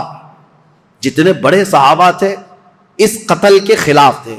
خود حضرت علی کرم اللہ وجہ الکریم اس کی سخت مذمت کرتے رہے اور کہتے رہے کہ رسول اللہ صلی اللہ علیہ وسلم کے حرم مدینہ کو جس نے حلال کر دیا خون سے حضرت عثمان کے, وہ دنیا کا بدترین شخص ہے. اور حضرت علی کے فرامین ہے کہ میں سمجھتا ہوں قتل عثمان سب سے بدترین فتنہ ہے. اب حالات ہو گئے, ان کے قتل کے بعد جنازہ ہو گیا, تدفین ہو گئی, جنت البقیع میں آپ دفن ہوئے. اب خلافت کا مسئلہ آیا کہ اب کون خلیفہ بنے گا. جیسے حضرت ابو بکر کی خلافت, کیسے تمام مسلمانوں نے اتفاق رائے سے آپ کو خلیفہ چن لیا تھا, اور حضرت عمر کو حضرت ابو بکر نے جاتے وقت خود ہی اعلان کر دیا تھا, اس لیے اختلاف نہیں ہوا, صحابہ نے ان کو چن لیا تھا. اور حضرت عثمان کی خلافت کیسے ہوئی تھی؟ 6 صحابہ جمع ہوئے تھے. کل جیسے میں نے بتایا مجلس شورا اس کو کہتے ہیں, جس میں حضرت سعد بن ابی وقاص, عبد الرحمن بن عوف, حضرت زبیر, حضرت طلحہ اور حضرت علی, حضرت عثمان, یہ 6 لوگ تھے. حضرت عمر نے جاتے جاتے ان کو منتخب کیا تھا, یہ 6 لوگ جس کو منتخب کریں گے وہ خلیفہ ہوگا. ان 6 میں سے 2 تو پہلے ہی ہٹ گئے کہ ہم کو خلافت کا کوئی ارادہ نہیں ہے, اور باقی جو 2 تھے انہوں نے اپنی خلافت دوسرے کو سپرد کر دی. جیسے حضرت زبیر نے حضرت علی کو دے دیا, حضرت طلحہ نے حضرت عثمان کو. بچے 2 ہی تھے, حضرت علی اور حضرت عثمان, جو خلافت کے دعوے دار. لیکن حضرت عبد الرحمن بن عوف نے دونوں سے وعدہ لے لیا تھا, ہم جس کی بیعت کریں گے ایک دوسرا اس کی پیروی کرے گا, اطاعت کرے گا. تو جب حضرت عثمان کی بیعت ہو گئی تو حضرت علی نے بھی بیعت کیا. اب یہ پوری روایت مسند ابی یعلا میں, تاریخ ابن عساکر میں, خود حضرت علی کرم اللہ وجہ الکریم سے منقول یہ روایت میں آپ کے سامنے رکھتا ہوں. جب حضرت علی کے ساتھ ایک معاملہ پیش آیا تھا, وہ بھی میں ابھی تاریخ میں بتاتا ہوں. 2 جنگیں ہوئی ہیں جو تاریخ کی بدترین قسم کی, یعنی جس میں مسلمانوں کا بہت بڑا نقصان ہوا ہے. ان جنگوں کے متعلق ذکر کرنا مسلمانوں میں یہ ضروری نہیں ہے, لیکن ابھی دور ایسا آ گیا ہے کہ چوہے بہت آ گئے ہیں اور تمہارے وائر کاٹنے پر لگے ہوئے ہیں, اس لیے ہمیں حقیقت تھوڑی بیان کرنی پڑی. جنگ جمل, جنگ صفین کے متعلق خلفشار مچا کر رکھا ہے کچھ لوگوں نے, اس لیے حقیقت کیا ہے وہ بتاؤں گا. اس وقت جب بصرہ میں گئے تھے حضرت علی, ایک مشہور تابعی ہیں اور ایک صحابی ہیں حضرت احنف بن قیس, انہوں نے پوچھا تھا حضرت علی سے, اے علی آج آپ اپنے گھوڑے پر سوار ہو کر بصرہ تک آ گئے ہیں, آپ یہ بتائیں رسول پاک صلی اللہ تعالی علیہ وسلم نے کیا آپ کو اس کا حکم دیا تھا, یا آپ یہاں تک کس لیے آئے؟ تب حضرت علی نے تفصیلاً ایک حدیث پر جو حضرت علی سے مروی ہے بیان کیا, کہا لوگوں سنو, میری قرابت رسول اللہ سے کیا ہے وہ بتانے کی چندہ ضرورت نہیں, میری رشتہ داری کیا ہے, لیکن جب رسول کریم صلی اللہ تعالی علیہ وسلم کی وفات ہوئی تو ہمیں ڈر یہ تھا کہ اختلاف پیدا ہو جائے گا مسلمانوں میں, لیکن اللہ کریم ایسا کرم کیا کہ حضرت ابو بکر صدیق کو مہاجرین اور انصار سب نے بالاتفاق خلیفہ مان لیا. حضرت علی کہتے میں بھی اس میں تھا, میں نے بھی حضرت ابو بکر کی خلافت کو تسلیم کیا, اور صرف اتنا نہیں کہ نہ چاہتے ہوئے, بلکہ حضرت علی کہتے وہ اس کے اہل تھے اور اس کے حقدار تھے, ان سے افضل ہم میں کوئی نہیں تھا, میں نے ان کی خلافت کو تسلیم کیا. اور جب انہوں نے جنگوں میں شرکت کا کہا, میں نے جنگوں میں شرکت کی, جتنا انہوں نے مجھے حصہ دیا میں اس میں سے حصہ لیتا رہا. لیکن جب حضرت ابو بکر صدیق کا انتقال ہوا تو حضرت علی کہتے ہیں میرے دل میں یہ خیال تھا, لیکن حضرت ابو بکر نے جانے سے پہلے ایک وصیت کر دی تھی مسلمانوں کو حضرت عمر کے نام پر کہ عمر بن خطاب کو میں صحیح سمجھتا ہوں, تم لوگ اپنا اس کو منتخب کر لو. تو حضرت علی کہتے ہیں حضرت ابو بکر کی ہم حد درجہ تعظیم کرتے تھے, اس لیے ان کے فرمان کے آگے کوئی جا نہیں سکتا تھا, حضرت عمر کو ہم نے خلیفہ بنایا. حضرت علی کہتے ہیں میں نے حضرت عمر کے 10 سالہ زمانے میں جتنی جنگیں انہوں نے مجھے جہاں جہاں بھیجا میں نے شرکت کی، جو مال غنیمت ملتا تھا ان کی طرف سے میں نے سب لیا، اور ہر چیز میں ان کے شانہ بشانہ رہا۔ پھر جب حضرت عمر کا انتقال ہوا تو وہ کہتے ہیں کہ وہ مجلس شورا بنا کر گئے تھے 6 لوگوں کی، اس میں بھی تھا، اور اس میں 6 لوگوں میں جب انتخاب کرنے کی بات آئی تو 2 ہٹ گئے اور 2 نے ہمارے حوالے کر دیا، لاسٹ میں 2 بچ گئے، علی اور عثمان رضی اللہ تعالیٰ عنہما۔ حضرت علی کہتے ہیں چونکہ عبد الرحمن بن عوف نے مجھ سے یہ وعدہ لیا تھا، وہ 6 میں سے ایک صحابی عبد الرحمن بن عوف بھی ہیں، انہوں نے حضرت علی سے وعدہ لیا تھا، اے علی اگر آپ کے علاوہ میں کسی اور کے ہاتھ میں بیعت کروں تو کیا آپ اس کے خلاف جائیں گے؟ حضرت علی کہتے ہیں ہرگز نہیں جاؤں گا، آپ جس کی بیعت کو قبول کریں گے میں بھی اس کی بیعت کو قبول کروں گا۔ حضرت علی کہتے ہیں جب عبد الرحمن بن عوف نے مجھ سے یہ وعدہ لیا تھا اور وعدے کے بعد انہوں نے حضرت عثمان کے ہاتھ میں بیعت کر لی تو میں اپنے وعدے کے خلاف نہیں جا سکتا، میں نے بھی حضرت عثمان کے ہاتھ میں بیعت کر لی۔ یہ حضرت علی کی خود بیان کردہ روایت میں آپ کے سامنے رکھ رہا ہوں۔ اور پھر 12 سال گزر گئے حضرت عثمان کے۔ حضرت علی کہتے ہیں پھر حالات ایسے سنگین ہو گئے کہ حضرت عثمان کا قتل ہو گیا، جو بالکل میرے وہم و گمان میں نہ تھا کہ قتل تک ہو جائے گا۔ معاملات بدل رہے تھے، فتنہ پھیل چکا تھا، لیکن اتنے سنگین حالات بن گئے کہ ان کا قتل ہو گیا، جس سے ہم ہرگز راضی نہیں۔ اب اس کے بعد بات آتی ہے خلیفہ چننے کی۔ حضرت زبیر، حضرت طلحہ، یہ 2 ایسے صحابہ ہیں جو عشرہ مبشرہ میں سے رسول اللہ صلی اللہ علیہ وسلم نے جن کو دنیا میں جنت کی بشارت دی، ان میں 2 یہ ہیں۔ یہ صحابہ بڑے صحابہ کہلاتے تھے، مدینے میں جتنے تھے سب آئے، سب آ کر حضرت علی کے پاس کہنے لگے آپ اپنی بیعت کا اعلان کر دیں اور آپ خلیفہ ہیں۔ حضرت علی نے کہا مجھے اس کی خواہش نہیں، میں خلیفہ کی بجائے وزیر بننا پسند کروں گا، تم میں سے جو چاہے خلیفہ بن جاؤ۔ کیونکہ حالات ایسے تھے اس وقت حضرت علی کو خلیفہ بنایا جا رہا ہے جب انتشار بہت پھیل چکا تھا، امن کا دور نہیں تھا، جگہ جگہ جماعتیں کھڑی ہو گئی تھی، صبائی فتنہ، کوفہ میں الگ، بصرہ میں الگ، عراق میں الگ، اور شام میں الگ، اور مدینہ مکہ والے الگ۔ یہ حالات پر حضرت علی کو خلیفہ بنایا جا رہا ہے۔ حضرت علی نے منع کیا، اس کے بعد پھر لوگوں نے اصرار کیا آپ سے بہتر ہماری جماعت میں کوئی نہیں۔ حضرت علی کہتے ہیں جب انہوں نے اصرار کیا تو میں نے اللہ اس کے رسول کے احکام کی شرط پر اور خلفائے ثلاثہ جو گزر چکے ان کی اتباع، ان کی پیروی پر سب کی بیعت لینا شروع کیا۔ حضرت علی جب بیعت لینے لگے، یہ تقریباً 35 ہجری کا واقعہ ہے۔ حضور صلی اللہ تعالیٰ علیہ وسلم کی وفات کو 25 سال گزر چکے تھے۔ یہ 35ویں ہجری میں حضرت علی رضی اللہ تعالیٰ عنہ خلافت پر متمکن ہوئے مدینہ طیبہ میں۔ اب خلافت کا پہلا دور ہے، یعنی ابھی پہلا دن ہے۔ آپ بہترین خطیب تھے، حضرت علی کرم اللہ وجہ الکریم خطبہ بہت اعلیٰ دیا کرتے۔ خطبے کے بعد آپ یہ جو فتنہ پھیلا تھا اس کو ٹھنڈا کرنے کے لیے کوششیں فرما رہے تھے، لیکن اسی اثنا میں ہوا کیا، حضرت علی رضی اللہ تعالیٰ عنہ نے چند دنوں کے بعد بہت سخت قسم کے فیصلے لیے۔ اس سے معاملات اور سخت ہو گئے۔ کیا؟ آپ نے ملک شام کے گورنر امیر معاویہ رضی اللہ تعالیٰ، جو 22 سال سے گورنر تھے حضرت عمر کے زمانے سے، حضرت علی یہ کہتے تھے کہ اب ان کو گورنری سے میں معزول کرتا ہوں۔ حضرت امیر معاویہ کو اور مصر کے گورنر کو اور کئی جگہ کے گورنروں کو ایک ساتھ معزول کرنے کے لیٹر آپ نے جاری کر دی، جبکہ جو اکابر صحابہ تھے اس میں حضرت ابو موسیٰ اشعری، حضرت عمرو بن عاص، کئی صحابہ آ کر آپ کو مشورہ یہ دے رہے تھے کہ اس وقت یہ فیصلہ لینا اچھا نہیں ہے، حالات بہت بگڑے ہوئے، حضرت عثمان کا قتل ہوا ہے، پہلے آپ اپنی بیعت سب سے لے لیجئے، اس کے بعد ان کے معزول کرنے کا حکم جاری کیجئے۔ حضرت علی نے حالات کی سنگینی کے اعتبار سے یہ خط جاری تو کر دیا، لیٹر بھیج دیا۔ پھر میں کہتا ہوں ادب کا دائرہ ساتھ رکھنا ہے سنیوں، تولنا نہیں صحابہ کو ادھر ادھر۔ حالات جو ہوئے جیسے ہوئے، لیکن وہ رسول اللہ کے صحابہ ہیں، ان کے اختلافات یا ان کے مشاجرات کو بیان کرنا ہی حرام ہے، لیکن یہاں تاریخی سچائیاں تمہارے ذہنوں میں رہیں، اس لیے میں یہ عرض کر رہا ہوں تاکہ کوئی دوسرا چوہا آ کر کے تمہیں کبھی اس کے بارے میں کبھی اس کے بارے میں نہ بیان کرتے. جیسے حضرت امیر معاویہ کو ٹرول کرتے کرتے آج اتنی گندی باتیں کہنے لگ گئے لوگ جو حقیقت میں ہے نہیں. ہاں کچھ معاملات تو ہوئے ہیں لیکن ایسے نہیں ہیں. حضرت علی نے ان کی معزولی کا لیٹر جاری کیا, حالات سنگین ہو گئے. ظاہر سی بات ہے 22 سال سے وہ گورنر تھے.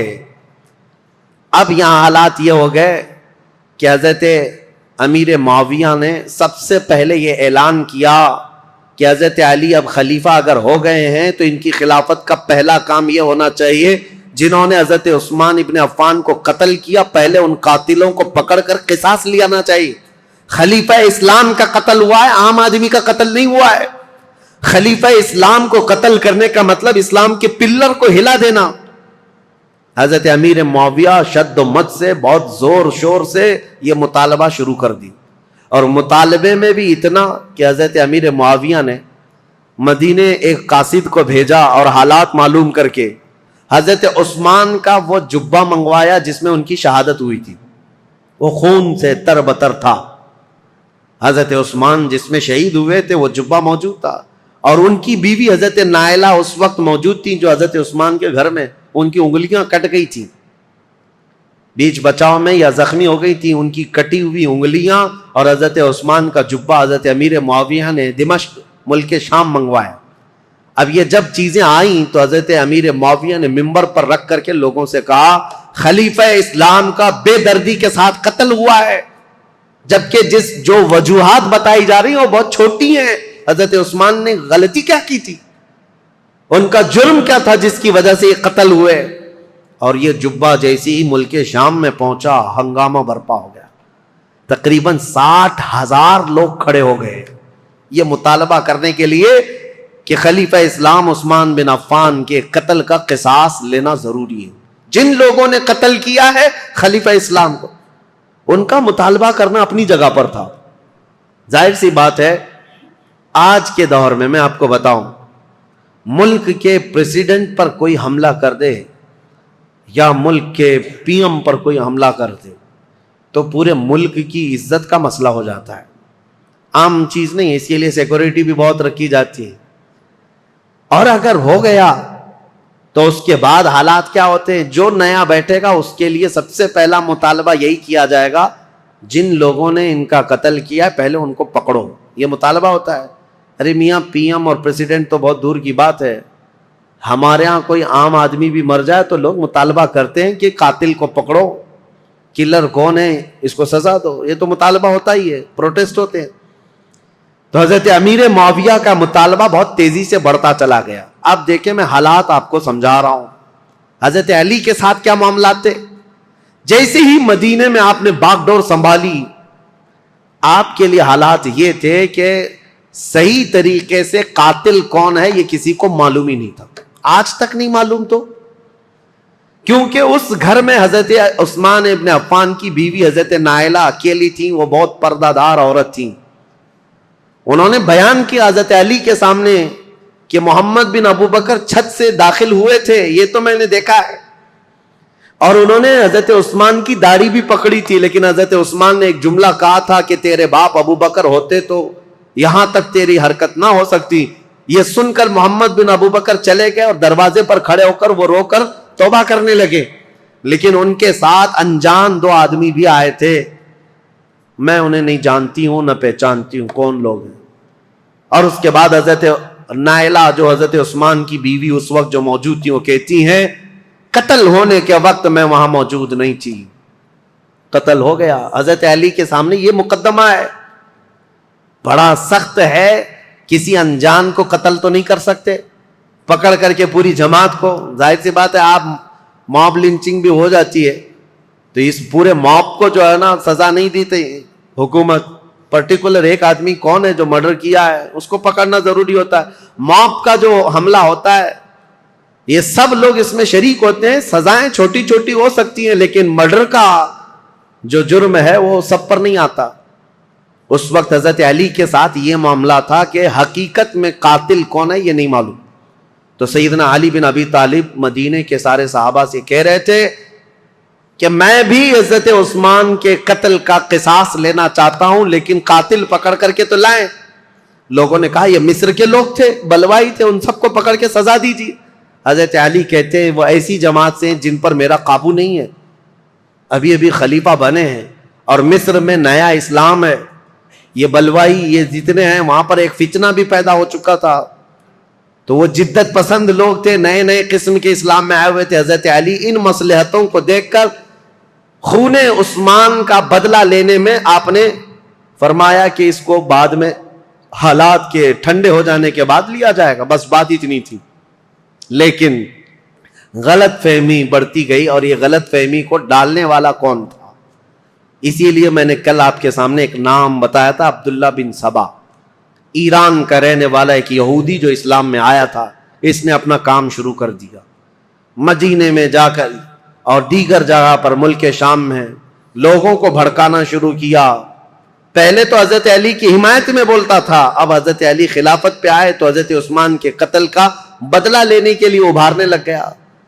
اب ہوا یہ کہ حضرت عائشہ صدیقہ رضی اللہ تعالیٰ عنہ، ان کا بھی کردار ہے تاریخ میں، ام المومنین ہے، زبان نہ کھولنا ان کے لیے بھی گستاخی کے لیے، ایمان برباد ہو جائے گا۔ ام المومنین رسول اللہ صلی اللہ علیہ وسلم کی محبوبہ ہیں، زوجہ ہیں، یہ حج پر گئی ہوئی تھیں، اور حج سے واپس آنے کے وقت حضرت عثمان کا قتل ہو گیا تھا، اور یہ خبر حضرت عائشہ کو پہنچ گئی۔ حضرت عائشہ کا مقام تھا صحابہ میں سب میں بھی، کیونکہ ام المومنین نے سب لوگ احترام کرتے تھے۔ حضرت عائشہ کے پاس جب یہ خبر پہنچی تو حضرت زبیر اور حضرت طلحہ یہ دونوں حضرت علی کے ہاتھ پر بیعت کر چکے تھے مدینے میں، لیکن حالات جب سنگین ہونے لگے تو یہ مدینہ چھوڑ کر مکہ چلے گئے۔ کون؟ یہ بڑے دو صحابہ عشرہ مبشرہ میں، حضرت زبیر حضور صلی اللہ تعالیٰ علیہ وسلم کے یہ بھی بھائی لگتے ہیں، پھوپھی کے بیٹے ہیں، سگی پھوپھی کے بیٹے ہیں حضرت زبیر، جیسے حضرت علی چاچا کے بیٹے ہیں، حضرت زبیر پھوپھی کے بیٹے ہیں۔ تو حضرت زبیر اور حضرت طلحہ دونوں مکہ چلے گئے، اور یہ دونوں جا کر حضرت عائشہ سے ملاقات کیا پردے میں، اور ان کو حالات بتائے مدینے میں کیا کیا ہوا، حضرت عثمان کا قتل کیسے ہوا۔ حضرت عائشہ بہت جلال میں آئی، کہا ہم جانتے ہیں عثمان بن عفان کے اخلاق اور ان کی کردار کو، سارے صحابہ ان کی پاکیزگی کی گواہی دیتے تھے۔ حضرت عائشہ کہتی ہیں میں وہ دن بھی جانتی ہوں جب رسول اللہ صلی اللہ تعالیٰ علیہ وسلم حجرے میں بیٹھے ہوتے، کئی لوگ آتے حضور اسی طرح لیٹے رہتے، جب عثمان آتے تو حضور اپنی تہبند سے ہی کر لیتے تھے۔ حضرت عائشہ کہتی ہیں میں گواہ ہوں، اور میں پوچھتی یا رسول اللہ عثمان کے آنے پر اپنی تہبند آپ پیر سے نیچے تک کرتے ہیں اور اٹھ کر بیٹھتے ہیں، کیوں ایسا؟ حضرت عثمان کے متعلق حضور نے فرمایا اے عائشہ کیا میں اس سے حیا نہ کروں جس سے اللہ کے فرشتے حیا کرتے ہیں؟ اللہ کے فرشتے جس سے حیا کرتے ہیں۔ میرے عزیز، حضرت عائشہ نے جب یہ کہا اور وہ جلال میں آئیں، واپس مکہ لوٹ کر آئیں، کہا جب مدینے کے حالات اتنے خراب ہو گئے تو اب کیا کرنا چاہیے؟ مکہ والوں کو جمع کر کے حضرت عائشہ نے ایک خطبہ دیا، اور اس خطبے میں آپ نے یہی فرمایا کہ عثمان بن عفان خلیفہ اسلام تھے، خلیفہ برحق تھے، ان کا قتل پورے اسلام کے لیے کلنک ہے، اس کا بدلہ تو لینا ہوگا، قصاص ضروری ہے، ورنہ اسلام پر یہ دھبا ہمیشہ کے لیے رہ جائے گا۔ حضرت عائشہ کی تقریر پر جوش آیا لوگوں میں، اور پھر مکہ والے بھی جمع ہو گئے۔ مکہ والوں نے سب آ کر کے حضرت عائشہ سے کہا کہ یہ بدلہ لینے کا طریقہ کیا ہے؟ حضرت علی خلیفہ ہو گئے اور انہوں نے سب سے بیعت لی ہے، لیکن طریقہ کیا ہے؟ حضرت عائشہ اب اس بارے میں مشورہ کر رہی تھی، ہاں طریقہ کیا ہے، اس پر بھی تو سوچنا چاہیے کہ خون عثمان کا بدلہ لینا ہے، لیکن وہ قوم مصر کے رہنے والی ہے اور مصر میں ہماری پہنچ نہیں، کیسے؟ تو اس میں جب صحابہ کی میٹنگیں ہونے لگی مکہ میں، تو اب میں آپ کو بتاؤں یہاں سے ایک نئی جنگ کی ابتدا ہو گئی۔ حضرت عائشہ اپنی اونٹنی پر سوار ہو کر، پہلے لوگوں نے کہا کہ ملک شام چلتے ہیں، امیر معاویہ نے بھی خون کے بدلے کا اعلان کیا، یا پھر مدینے چلتے ہیں، لیکن ان دونوں رائے کو آپ نے حضرت عائشہ صدیقہ نے چھوڑ دیا اور بصرہ کی طرف آپ روانہ ہو گئیں۔ بصرہ عراق کا ایک شہر ہے۔ اس بیچ میں کئی ایسے محتاط صحابہ ہیں جو اس جنگ میں شامل نہیں ہوئے۔ حضرت عائشہ جب جانے لگیں، کیونکہ میٹنگیں اتنی ہو گئی تھیں، اور جب لوگ یہ کہنے لگے کہ یہ بدلہ لینا تو خلیفہ وقت کا کام ہے، تو حضرت علی اس وقت بدلہ قصاص لینے پر تیار نہیں تھے، یا یہ فرما رہے تھے کہ ابھی اس قوم سے ہمارا پالا نہیں ہے، یا اس قوم پر ہمارا قابو نہیں ہے، ہم بعد میں بدلہ لیں گے. لیکن یہ مطالبہ شدت اختیار کر گیا. اب حضرت علی کو مدینے میں بھی آ کر خبر پہنچ گئی کہ حضرت عائشہ لوگوں میں جمع ہو گئی اور انہوں نے خون عثمان کا قصاص لینے کا اعلان کر دیا. اور حضرت علی کو یہ بھی خبر مل گئی کہ امیر معاویہ کو جو ہم نے خط لکھا تھا، حضرت امیر معاویہ نے بدلے میں خط بھیجا جو بالکل خالی تھا، کچھ بھی لکھا ہوا نہیں تھا. حضرت علی سمجھ گئے معاملات سنگین ہے. یعنی امیر معاویہ نے وہاں سے اعلان یہ کر دیا ہے کہ پہلے خون عثمان کا بدلہ لیا جائے گا، بعد میں حضرت علی کی بیعت اور خلافت کا معاملہ ہوگا. اب یہ بظاہر ٹکراؤ والی صورت ہے.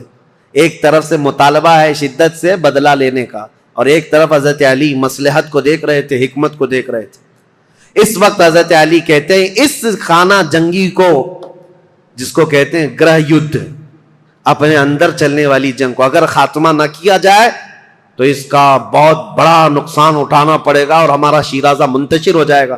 حضرت علی مدینے میں لوگوں کو جمع کرتے ہیں، چلو ہم اس معاملے کو ٹھنڈا کریں گے. جب سب لوگ جمع ہوئے حضرت علی کے ساتھ، حضرت علی اب کوفہ کی طرف روانہ ہو گئے. حضرت علی کے ساتھ اس وقت 10,000 لوگ تھے. میرے عزیزو، جب 10,000 لوگ ادھر ہیں، حضرت عائشہ کے ساتھ شروع میں 3,000 تھے، پھر راستے میں کئی لوگ شامل ہوئے، وہاں پر بھی 10,000 کی تعداد. اب 10,000 کی تعداد جب ہوئی تو اس میں سارے مخلصین نہیں تھے، کئی فتین بھی شامل تھے، ادھر بھی ادھر بھی. سبائی فتنے کے لوگ ادھر بھی تھے ادھر بھی تھے. اب حضرت علی رضی اللہ تعالیٰ عنہ یہاں سے نکلے ہیں اور مسلمانوں میں یہ بات پھیل گئی کہ 2 جماعتوں میں جنگ ہونے جا رہی ہے. ایک طرف حضرت عائشہ، ایک طرف حضرت علی. یہاں تک کہ روایت میں موجود ہے جب حضرت عائشہ اپنی اونٹنی پر بیٹھ کر کے مکہ سے نکل رہی تھی تو اس کو اس دن کو یوم الخیب کہا گیا ہے، یعنی یوم گریہ. سارے مکہ والوں نے اس دن اتنا روئے تھے، سارے مکہ والے، جتنا وہ کہتے ہیں ہم نے کبھی رویا نہیں. کہ ان کو شدت سے غم تھا کہ آج نوبت یہاں کو پہنچی کہ مسلمانوں کی 2 بڑی جماعتیں ٹکرانے جا رہی ہیں. ایک طرف ام المومنین عائشہ صدیقہ، ایک طرف مولا کائنات علی بن ابی طالب. ابھی امیر معاویہ کا معاملہ ہی نہیں آیا. حضرت عائشہ چل کر کے گئیں، بصرہ پہنچ گئیں. اس میں حضرت زبیر بھی ہیں، حضرت طلحہ بھی ہیں، 2 بڑے صحابہ ہیں، عشرہ مبشرہ. ادھر حضرت علی کے ساتھ جو 10,000 صحابہ ہیں، اس میں حضرت عمار بن یاسر، مقداد بن اسود، بلال حبشی، کئی صحابہ، حضرت علی رضی اللہ تعالیٰ عنہ کے ساتھ حضرت سلمان فارسی، یہ لوگ ہیں. نکلے ہیں، جنگ کی نیت تو نہیں تھی، معاملات کو دیکھا جائے گا اور سامنے بیٹھ کر کے کچھ کیا جائے. اب حضرت علی کوفہ گئے تو وہاں حضرت ابو موسیٰ اشعری تھے، یہ بھی بڑے صحابی ہیں جنہوں نے بعد میں چل کر صلح کرائی. یہ کوفہ والوں میں بیان کر کر کے لوگوں کو یہ کہہ رہے تھے کہ اے لوگوں، اپنا ایمان بچانا، آخرت بچانی ہے، تلواریں اپنے نیام میں رکھو، کوئی اپنے گھر سے نہ نکلے، کوئی ان جنگوں میں شرکت نہ کرے. حضرت ابو موسیٰ اشعری تو لوگوں کو منع کر رہے تھے. پھر حضرت علی کوفہ پہنچ گئے. یہ کوفہ پہنچنے کی وہی تاریخ ہے کہ جب حضرت علی کوفہ پہنچے تو پھر اس کے بعد مدینے دوبارہ تشریف نہیں لائے. یہاں سے حضرت علی کی خلافت کا باضابطہ جو دور، کوفہ جو دارالعاصمہ، دارالخلافہ بنا اسلام کا. حضرت علی جب وہاں آئے تو لوگوں کو آپ کی فوج میں شامل کیا گیا. حالات سنگین ہو رہے ہیں، طاقت کے بل بوتے، طاقت کے زور، اس کو ٹھنڈا کرنا چاہیے. اب اس میں محتاط صحابہ جو تھے ان کی بھی رائے میں بتاتا ہوں. حضرت عبداللہ بن عمر ہیں، حضرت عمر بن عاص ہیں، یہ لوگ شریک نہیں ہوئے. محمد بن مسلمہ ہیں، یہ لوگ شریک نہیں ہیں. احنف بن قیس، یہ بعد میں. ان لوگوں سے حضرت علی نے بلا کر کے کہا بھی تھا کہ تمہاری رائے کیا ہے. حضرت عمر بن عاص نے کہا کہ میں چل تو پڑوں گا آپ کے ساتھ، لیکن بس اتنی شرط ہے، آپ مجھے وہ تلوار دیں جو تلوار یہ پہچانتی ہو کون سی گردن مسلمان کی کون سی کافر کی. مجھے وہ تلوار دیجیے، کیونکہ جنگ ہو رہی ہے، 2 جماعتیں جو دونوں طرف مسلمان ہیں، صحابہ ادھر بھی ہیں، صحابہ ادھر بھی ہیں. عمر بن عاص نے کہا میرے پاس ایسی تلوار نہیں جو پہچانتی ہو گردن کس کی ہے، اگر یہ مل گئی تو پھر شریک ہو جاؤں. اس کے بعد حضرت محمد بن مسلمہ کو بلا کر پوچھا کہ آپ کیوں نہیں؟ کہا میں نے رسول اللہ صلی اللہ تعالی علیہ وسلم سے سنا تھا میرے آقا نے فرمایا تھا محمد بن مسلمہ اس تلوار کو کبھی نیچے ہونے نہیں دینا، اعلاء کلمت الحق کے لیے استعمال کرنا، اور جس دن یہ نوبت آ جائے کہ یہ تلوار تجھے کسی مسلمان پر اٹھانی پڑے تو احد پہاڑ کے پاس جا کر کسی پتھر پر تیری تلوار توڑ دینا۔ محمد بن مسلمہ کہتے ہیں کل رات جا کر میں نے اپنی تلوار توڑ دی، آج نوبت یہاں پہنچ گئی ہے کہ ہمیں تلوار اٹھانی پڑ رہی ہے، میں تو تلوار توڑ چکا ہوں۔ حضرت عبداللہ بن عمر انہوں نے بھی یہی کہا کہ میں فرق نہیں کر پاؤں گا کہ کون حق پر ہے کون کس پر ہے، اسی لیے میں اس میں شریک نہیں ہوں۔ کچھ محتاط صحابہ ان میں نہیں آئے، لیکن حضرت علی جب سفر پر روانہ ہو، یاد رکھو مسلمانوں ایمان کی حفاظت اسی میں ہے، دونوں جگہ کا بیلنس برقرار رکھو، ام المومنین کا بھی مولا کائنات کا بھی، دونوں رسول اللہ کی قرابت دار ہیں، رشتہ دار ہیں۔ حضرت عائشہ صدیقہ جب آئیں تو اب مشورے ہو رہے تھے، میٹنگیں ہو رہی تھی، ان کے خطبے اتنے پر اثر تھے کہ لوگ جمع ہوئے۔ جب وہ بصرہ میں گئی تو 12,000 لوگ جمع ہوئے، کہا کہ نہیں حق پر ہیں، خون عثمان کا بدلہ لینا چاہیے۔ یہ حالات دیکھ کر کے ایک صحابی ایسے ہیں جن کا بہت بڑا رول ہے، حضرت قعقاع، یہ آئے، حضرت زبیر، حضرت طلحہ، حضرت عائشہ ان کے پاس آئے، کہا اچھا یہ میٹنگ بعد میں ہوئی، اس سے پہلے ایک حادثہ ہو گیا تھا، کیا ہے؟ بصرہ میں جیسی حضرت عائشہ پہنچی تو بصرہ کے جو گورنر تھے وہاں پر، تو جو گورنر تھے وہ حضرت علی کی طرف سے تھے، عثمان بن حنیف، انہوں نے کیا کیا کہ راستہ روکنا ہے ان کا، یہ تو لڑنے کے لیے آئے، تو انہوں نے فوراً ہی جنگ شروع کر دی، جبکہ حضرت علی کے آنے کا انتظار کرنا تھا۔ تو عثمان بن حنیف نے لوگوں کو اتار دیا، اور جنگ جیسی خالی راستہ روکنے کے لیے شروع ہوئی تھی، اس میں 700 لوگ مارے گئے بصرہ کے۔ اب ظاہر سی بات ہے جب بصرہ میں اتنا بڑا قتل ہو گیا تو جو 12,000 لوگ تھے ان میں سے 6,000 لوگ پھر گئے، کہا یہ تو اپنے ہی لوگوں کا قتل ہو رہا ہے، یہاں اپنے ہی لوگ مر رہے ہیں۔ تو 6,000 لوگ جب چھوڑ دیے تو حضرت عائشہ کے پاس رات میں حضرت قعقاع آئے، حضرت عائشہ تھی، حضرت زبیر، حضرت طلحہ، یہ تینوں بڑے لوگ بیٹھے تھے۔ حضرت قعقاع آئے اور کہا دیکھیں کیا حالات بدلتے ہوئے یہاں تک نہیں پہنچے، آپ لوگ تو نکلے تھے عثمان بن عفان کے قتل کا بدلہ لینے کے لیے، لیکن مسئلہ یہاں تک پہنچ گیا کہ جو گورنر بصرہ کے ہیں انہوں نے راستہ روکا، اور ان کے راستہ روکنے کی وجہ سے جو جنگ ہوئی اس میں 700 لوگ مارے گئے۔ اب ان 700 لوگوں کے مارے جانے کا بدلہ اب کس سے لیا جائے گا؟ ان کا قصاص کس سے لیا جائے گا؟ اب آپ کے ایک ایک فوجی سے وہ قصاص لینا پڑے گا، اتنے مر گئے، تو ڈائیورٹ ہو جائے گا مسئلہ، کہاں آپ کس کام کے لیے نکلے تھے اور کس کام میں آ گئے۔ کل کو اگر گورنر بصرہ کے عثمان بن حنیف کا قتل ہوتا ہے تو پھر یہ مطالبہ بدل جائے گا، اب آپ کے بارے میں بھی لوگ یہ کہیں گے تم تو نکلے تھے عثمان بن عفان کے قتل کا بدلہ لینے کے لیے، لیکن تم نے اپنے ہاتھوں سے بصرہ کے گورنر کا قتل کیا، اب ان کا قصاص ہم آپ سے لیں گے، بات تو برابر ہو جائے گی۔ حضرت قعقاع کی یہ باتیں اتنی اثر کر گئیں، حضرت عائشہ نے کہا قعقاع جو کہتے ہیں بالکل سچ ہے، ہمیں جنگ نہیں کرنی چاہیے، ہمیں جنگ نہیں کرنی چاہیے۔ حضرت زبیر، حضرت طلحہ کے پاس بھی وہ آئے، اسی طرح کی تقریر کی، تینوں نے کہا حضرت علی سے ہماری ذاتی کوئی دشمنی نہیں، صرف اسلام کے اس پلر کو کوئی ہلا نہ پائے اس لیے ہمارا یہ مطالبہ تھا، لیکن آپ کی بات صحیح ہے کہ اب یہ جنگ چھڑ جائے تو اپنوں کا قتل بہت زیادہ ہوگا۔ تو حضرت قعقاع سے ان تینوں نے کہا جو باتیں آپ نے ہم سے کی ہیں یہی باتیں علی بن ابی طالب سے بھی کرو، اگر وہ بھی راضی ہیں یہ مصالحت کے لیے تو جنگ کی ضرورت ہی نہیں۔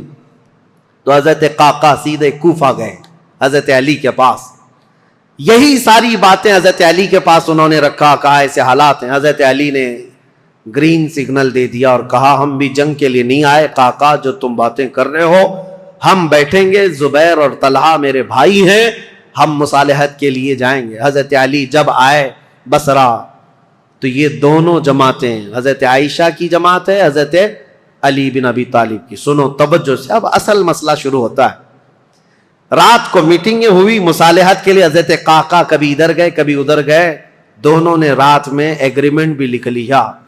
حضرت زبیر خود چل کر کے حضرت علی کے پاس آئے، حضرت علی سے گفتگو کرنے سے پہلے ہی حضرت علی نے ان سے پوچھا اے زبیر تمہیں یاد ہے رسول اللہ صلی اللہ علیہ وسلم نے ایک مرتبہ میں بھی تھا اور تم بھی تھے.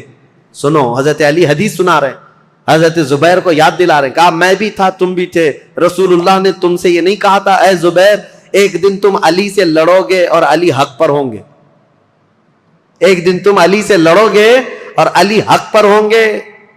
تو حضرت زبیر نے کہا سچ کہا علی تو نے, میں نے رسول اللہ سے یہ سنا تھا. کہا حضرت زبیر اسی دن وہاں سے کہتے میں لڑنا نہیں چاہتا تم سے, نکل گئے.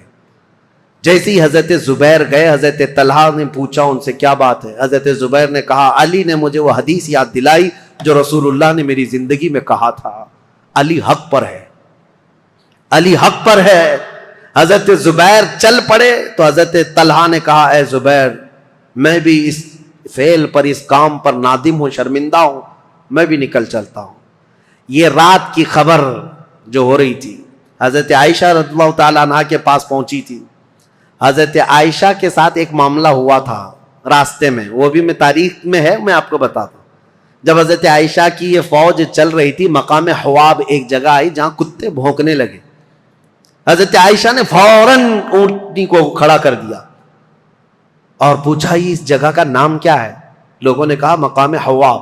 تو ڈر گئی, کپ کپی آ گئی جسم میں. کہا ماں عائشہ صدیقہ کیا ہوا کیا؟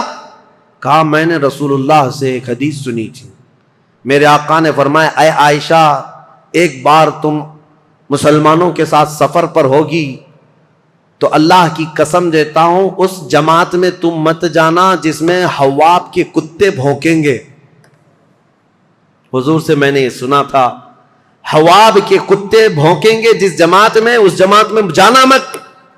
حضرت عائشہ نے کہا کہ اگر یہاں حواب کا مقام ہے تو کتے بھونک رہے ہیں اور میں نہیں چاہتی کہ اس جماعت میں ہوں. یہ بصرہ آنے سے پہلے کی بات ہے, لیکن کیا بتائیں جماعت میں فتنہ انگیزی کرنے والے جو سبائی لوگ تھے ان میں 40 لوگ ایسے آئے جنہوں نے اللہ رسول کی قسم اٹھائی, قرآن کی قسم اٹھا کر کہا یہ حواب کا مقام ہے ہی نہیں, حواب ہے نہیں, یہ دوسری جگہ ہے, یہاں کے کتے روز بھونکتے رہتے. حضرت عائشہ کو حلف لے کر کے انہوں نے کہا یہ حواب کا مقام نہیں ہے. تب حضرت عائشہ پھر چل پڑی جبکہ وہ مقام حواب ہی تھا. حضرت عائشہ جب بصرہ پہنچی تو اب حالات جو مصالحت کے ہو رہے تھے, رات کو ایگریمنٹ لکھ دیا گیا, لیکن جیسے ہی یہ سبائی 3 لوگوں کو پتا چلا دونوں جماعتوں میں صلح ہو رہی ہے تو دونوں لوگ دونوں جماعتوں میں صلح کی بات سن کر یہ سبائی لوگ جتنے جنگ میں شریک تھے سب کے سب بھڑک اٹھے اور کہا ہم یہاں تک صلح کرنے آئے ہیں, ہم تو ایک دوسرے کی گردن مارنے آئے ہیں, اگر یہ بڑے لوگ صلح کر رہے ہیں تو ہم تو نہیں صلح کریں گے. یہ فتنہ اٹھایا گیا اور صبح ہوتے ہی حضرت زبیر جا رہے تھے, اپنا سامان لے کر اس میدان سے نکل رہے تھے. ایک سبائی شخص آیا اور حضرت زبیر کو پیچھے سے نیزہ مار کر شہید کر دیا. رسول اللہ صلی اللہ علیہ وسلم کے بھائی, پھپھیرے بھائی, عشرہ مبشرہ میں سے حضرت زبیر جیسے ہی شہید ہوئے حضرت طلحہ دوڑتے ہوئے آئے کہ ظالم جماعت نے حضرت زبیر کو مار دیا ہے, رسول اللہ کے اس صحابی کا قتل ہوا, یہ پہلا قتل ہوا ہے. جیسی حضرت طلحہ ان کی لاش کے پاس دوڑتے ہوئے آئے ان سبائیوں نے حضرت طلحہ کی بھی گردن مار دی. 2 عشرہ مبشرہ میں سے صحابہ تھے, قتل ہو گئے. اب ہوا یہ کہ جیسے ہی حضرت زبیر اور حضرت طلحہ شہید ہوئے تو یہ جو جماعت آئی تھی ان سب میں یہ اعلان ہوا کہ حضرت علی کے ساتھ جو جماعت آئی ہے انہوں نے وعدہ خلافی کی ہے, رات کو صلح کیا اور صبح قتل کیا ہے. اس اعتبار سے جنگ شروع ہو گئی. ادھر سے جو حضرت عائشہ کے ساتھ لوگ آئے تھے وہ جنگ میں کود پڑے اور ادھر سے جو تھے وہ بھی جنگ میں کود پڑے. یہ گھمسان کی جنگ چلتی رہی. اتنی سخت جنگ تھی, اتنی سخت جنگ تھی کہ ایک دن کے اندر 12,000 مسلمان قتل ہوئے. بہت سخت قسم کی یہ تاریخ ہے. یہ مجھے بتانا اس لیے بھی ضروری ہے کہ کوئی اٹھ پٹانگ تمہارے دلوں میں نہ ڈال دے. ہوا کیا تھا حقیقت یہ میں بتا رہا ہوں. لیکن حضرت عائشہ رضی اللہ تعالیٰ عنہ اب بات کرنا چاہ رہی ہیں حضرت علی سے, اور حضرت علی عائشہ سے بات کرنا چاہ رہے ہیں. بیچ میں راستہ ایسا جنگ کا گھمسان چھڑا ہوا ہے کہ نہ ایک دوسرے سے بات کرنے کا موقع مل رہا ہے. یہاں تک کہ حضرت عائشہ کا اونٹ جس پر وہ بیٹھی ہوئی تھی, اس کا نام ہی جنگ جمل ہے. جمل عربی میں اونٹ کو کہتے ہیں. نام ہی جنگ کا جمل رکھ دیا گیا، کیونکہ اونٹ پر ایک جھوپڑی لگائی جاتی تھی کجاوا، اس میں حضرت عائشہ بیٹھی ہوئی تھی. اس اونٹ پر اتنے حملے کر دیے تھے، اتنے حملے کر دیے ادھر کی جماعت والوں نے کہ حضرت عائشہ کی حفاظت کے لیے جو ادھر موجود تھے وہ عزت قبیلے کے لوگ ان میں صرف اونٹ کی حفاظت کے لیے 700 لوگ قتل ہو گئے تھے. ایک گرتا تھا دوسرا پکڑتا تھا، دوسرا گرتا تھا تیسرا پکڑتا تھا، لیکن ان جان بازوں نے اونٹ کو گرنے نہیں دیا. حضرت علی رضی اللہ تعالیٰ عنہ نے پھر حکمت کے ساتھ فرمایا کہ یہ جنگ ختم ہوگی اس وقت جب یہ اونٹ بیٹھے گا.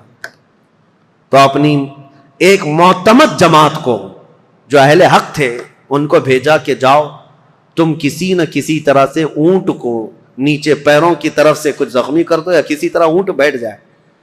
وہ گئی ایک جماعت حضرت علی کی طرف سے، جنگ کے لیے نہیں، انہوں نے کسی نہ کسی طرح اونٹ کو بٹھا دیا. جیسے ہی اونٹ بیٹھ گیا ام المومنین نیچے آئیں. اگر حضرت عائشہ صدیقہ کے ساتھ کچھ بھی ہو جاتا امت میں بہت بڑا فتنہ ہوتا. رسول اللہ کی زوجہ کے ساتھ اگر کسی نے ہاتھ بھی لگایا ہوتا اس وقت بڑا مسئلہ ہوتا. حضرت علی کے لیے کتنا بڑا چیلنج تھا یہ، ان کی خلافت کے دور کا سب سے بڑا چیلنج ہے. ایک طرف ام المومنین کی عزت کو بچانا ہے کیونکہ پورے مومنین کا وقار ہے، رسول اللہ کا گھر ہے. تو حضرت علی نے گرنے نہیں دیا. اور اس کے بعد حضرت علی رضی اللہ تعالیٰ عنہ نے پیغام بھیجا حضرت عائشہ کو کسی نہ کسی طرح سے اس کجاوے سے نکال کر لایا. جیسے ہی نکال کر کے لایا گیا ام المومنین رو رہی تھی. حضرت علی کرم اللہ وجہہ الکریم وہاں گئے تو ان کی آنکھوں میں بے اختیار آنسو تھے، پھوٹ کر رو رہے تھے کیونکہ جانتے تھے ایک ہی گھر کے ہیں. حضرت علی رضی اللہ تعالیٰ عنہ سے سب سے پہلے حضرت عائشہ کھڑی ہوئی، کہا اے علی بن ابی طالب، صرف ایک غلط فہمی کی وجہ سے یہاں تک معاملہ پہنچ گیا. حضرت علی نے کہا ماں عائشہ صدیقہ آپ سچ کہتی ہیں کہ غلط فہمی نے یہاں تک پہنچا دیا. دونوں کے وہی جملے تھے. حضرت عائشہ کہتی ہے میں ہرگز نہیں چاہتی تھی کہ خون مسلم بہہ جائے، کسی مسلمان کا قتل ہو جائے، لیکن اتنا بڑا معاملہ پیش آیا. دونوں یہ عظیم صحابہ، وہ زوجہ ہیں یہ صحابی ہیں داماد ہیں، رونے لگے. اس معاملے پر بہت گریہ وزاری کی. اس کے بعد مولا کائنات علی بن ابی طالب بیٹھے ہوئے تھے. ایک شخص آیا حضرت زبیر کے قتل کا پیغام لے کر آیا. کہا حضرت زبیر کو نیزہ مار کر شہید کیا گیا ہے. حضرت علی نے کہا سنو رسول اللہ صلی اللہ علیہ وسلم کی حدیث میں اس کو سنا دوں جس نے حضرت زبیر کو قتل کیا. میں گواہ ہوں رسول اللہ نے اپنی زندگی میں فرمایا تھا اے علی دیکھنا ایک دن آئے گا میرے اس زبیر کو کچھ لوگ بے گناہ قتل کر دیں گے اور علی تو اسے بشارت دے دینا کہ وہ شخص اپنی تلوار سمیت ہمیشہ کے لیے دوزخ میں جائے گا. حضرت علی نے کہا بشارت ہو تجھ کو ابن صفیہ کا قتل کرنے والے، کیونکہ حضرت زبیر کی ماں کا نام صفیہ تھا جو رسول اللہ کی پھوپھی، ان کے قتل کرنے والے کو حضرت علی نے جہنم کی بشارت دی. اور ادھر حضرت علی کی رضی اللہ تعالیٰ عنہ کی جماعت میں جو صحابہ تھے ان میں بھی بہت سارے قتل ہوئے. لیکن میرے عزیزو یہ غلط فہمی شیطان کی طرف سے ڈالی ہوئی سبائی فتنہ کتنا ڈینجر ہے آپ کو میں بتاؤں. اسی لیے کفار و مشرکین سے لڑنا آسان ہے لیکن جماعت میں موجود غداروں سے اور منافقین سے لڑنا بہت بڑا چیلنج ہے، بہت بڑا چیلنج ہے. اسی لیے ہمیشہ سترک رہو، ہمیشہ محتاط رہو کہ تم اس دین پر قائم رہو جس پر اللہ اور اللہ کے رسول نے اپنے صحابہ کو چھوڑا ہے. اس کے علاوہ کوئی دوسرا راستہ امن والا ہے نہیں. یہ جنگ جمل ہے. اس کے بعد دونوں کے درمیان مصالحت ہو گئی اور پھر حضرت علی رضی اللہ تعالیٰ عنہ کوفہ واپس چلے گئے. حضرت عائشہ صدیقہ رضی اللہ تعالیٰ عنہ واپس مکہ مکرمہ آئیں. یہاں تک کہ میں آپ کو بتاؤں حضرت عائشہ جب نکلی تھی تو حضور کی ساری بیویاں، حضور کی ساری ازواج حضرت عائشہ کے ساتھ جا رہی تھی، لیکن جب حضرت عائشہ بصرہ جانے لگی تو حضور کی ساری ازواج وہاں سے نکل پڑی، کوئی ساتھ نہ آئی. اب اس معاملے کو میں آپ کے سامنے رکھتا ہوں میرے عزیزو، اے سنیو.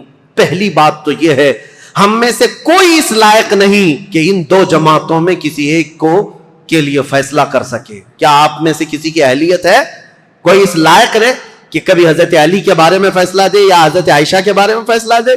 جب تمہیں پتا ہے میری حیثیت ہے ہی نہیں ارے ماں باپ لڑ جائیں تو بچے کی یہ حیثیت نہیں ہوتی کہ وہ ماں باپ میں فیصلہ کرے، وہ تو امت کے ان کبار لوگوں کی بات ہے جو رسول اللہ کی شرف صحابیت حاصل کیے ہوئے ہیں۔ پہلی بات اپنی زبان کو لگام دینا، یہ ہوا تھا تو یہاں ایسا نہیں ہونا تھا، وہاں ایسا نہیں ہونا تھا، یہ کوئی گھر کا حادثہ نہیں ہے، کسی گلی محلے کا حادثہ نہیں ہے، یہ دو جماعتیں صحابہ کی، دونوں جماعتیں جن کے متعلق قرآن کی آیتیں ہیں رضی اللہ عنہم ورضوا عنہ، اللہ ان سے راضی ہوا اور وہ اللہ سے راضی ہیں۔ وَكُلًّا وَعَدَ اللَّهُ الْحُسْنَى 27ویں پارے کی آیت ہے، اللہ نے فرمایا ان سب سے اللہ نے جنت کا وعدہ فرمایا، جنت کا وعدہ فرمایا۔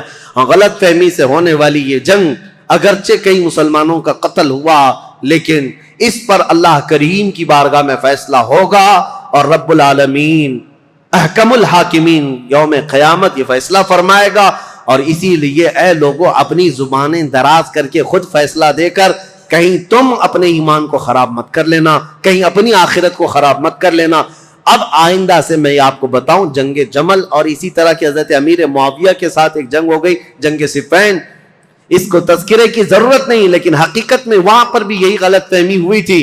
حضرت امیر معاویہ چونکہ اعلان کر چکے تھے خون عثمان کا بدلہ لینا ہے، وہ بھی ملک شام سے آئے اور ایک جگہ پر حضرت علی رضی اللہ تعالیٰ عنہ کی فوج اور ان سے ٹکرا ہوا، اس میں بھی جنگ ہوئی، لیکن دو صحابہ کو حکم بنایا گیا، ایک حضرت عمر بن عاص اور ایک حضرت ابو موسیٰ اشعری۔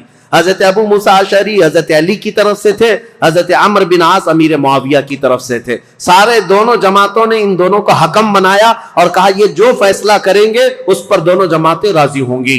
حضرت عمر بن عاص اور حضرت ابو موسیٰ اشعری نے دونوں نے آپس میں بات چیت کر کے ایک صلح نامہ بنایا، ایگریمنٹ بنایا، کیا کیا ہوگا آگے، کس کس طرح سے معاملات طے کیے جائیں گے، اس پر دونوں جانبین کی دستخط ہوئی۔ حضرت امیر معاویہ بھی ملک شام چلے گئے، حضرت علی بھی کوفہ آ گئے، جنگ نہیں ہوئی، یہ جنگ صفین، اس میں صلح ہوئی ہے، لیکن سبائی فتنہ یہاں پر بھی کام کر گیا۔ انہوں نے ایک نئی جماعت کھڑی کر دی، خارجیوں کی جماعت، انہوں نے یہ کہا علی نے بھی کفر کیا ہے، امیر معاویہ نے بھی کفر کیا ہے، دونوں کے بارے میں کہا۔ کیوں؟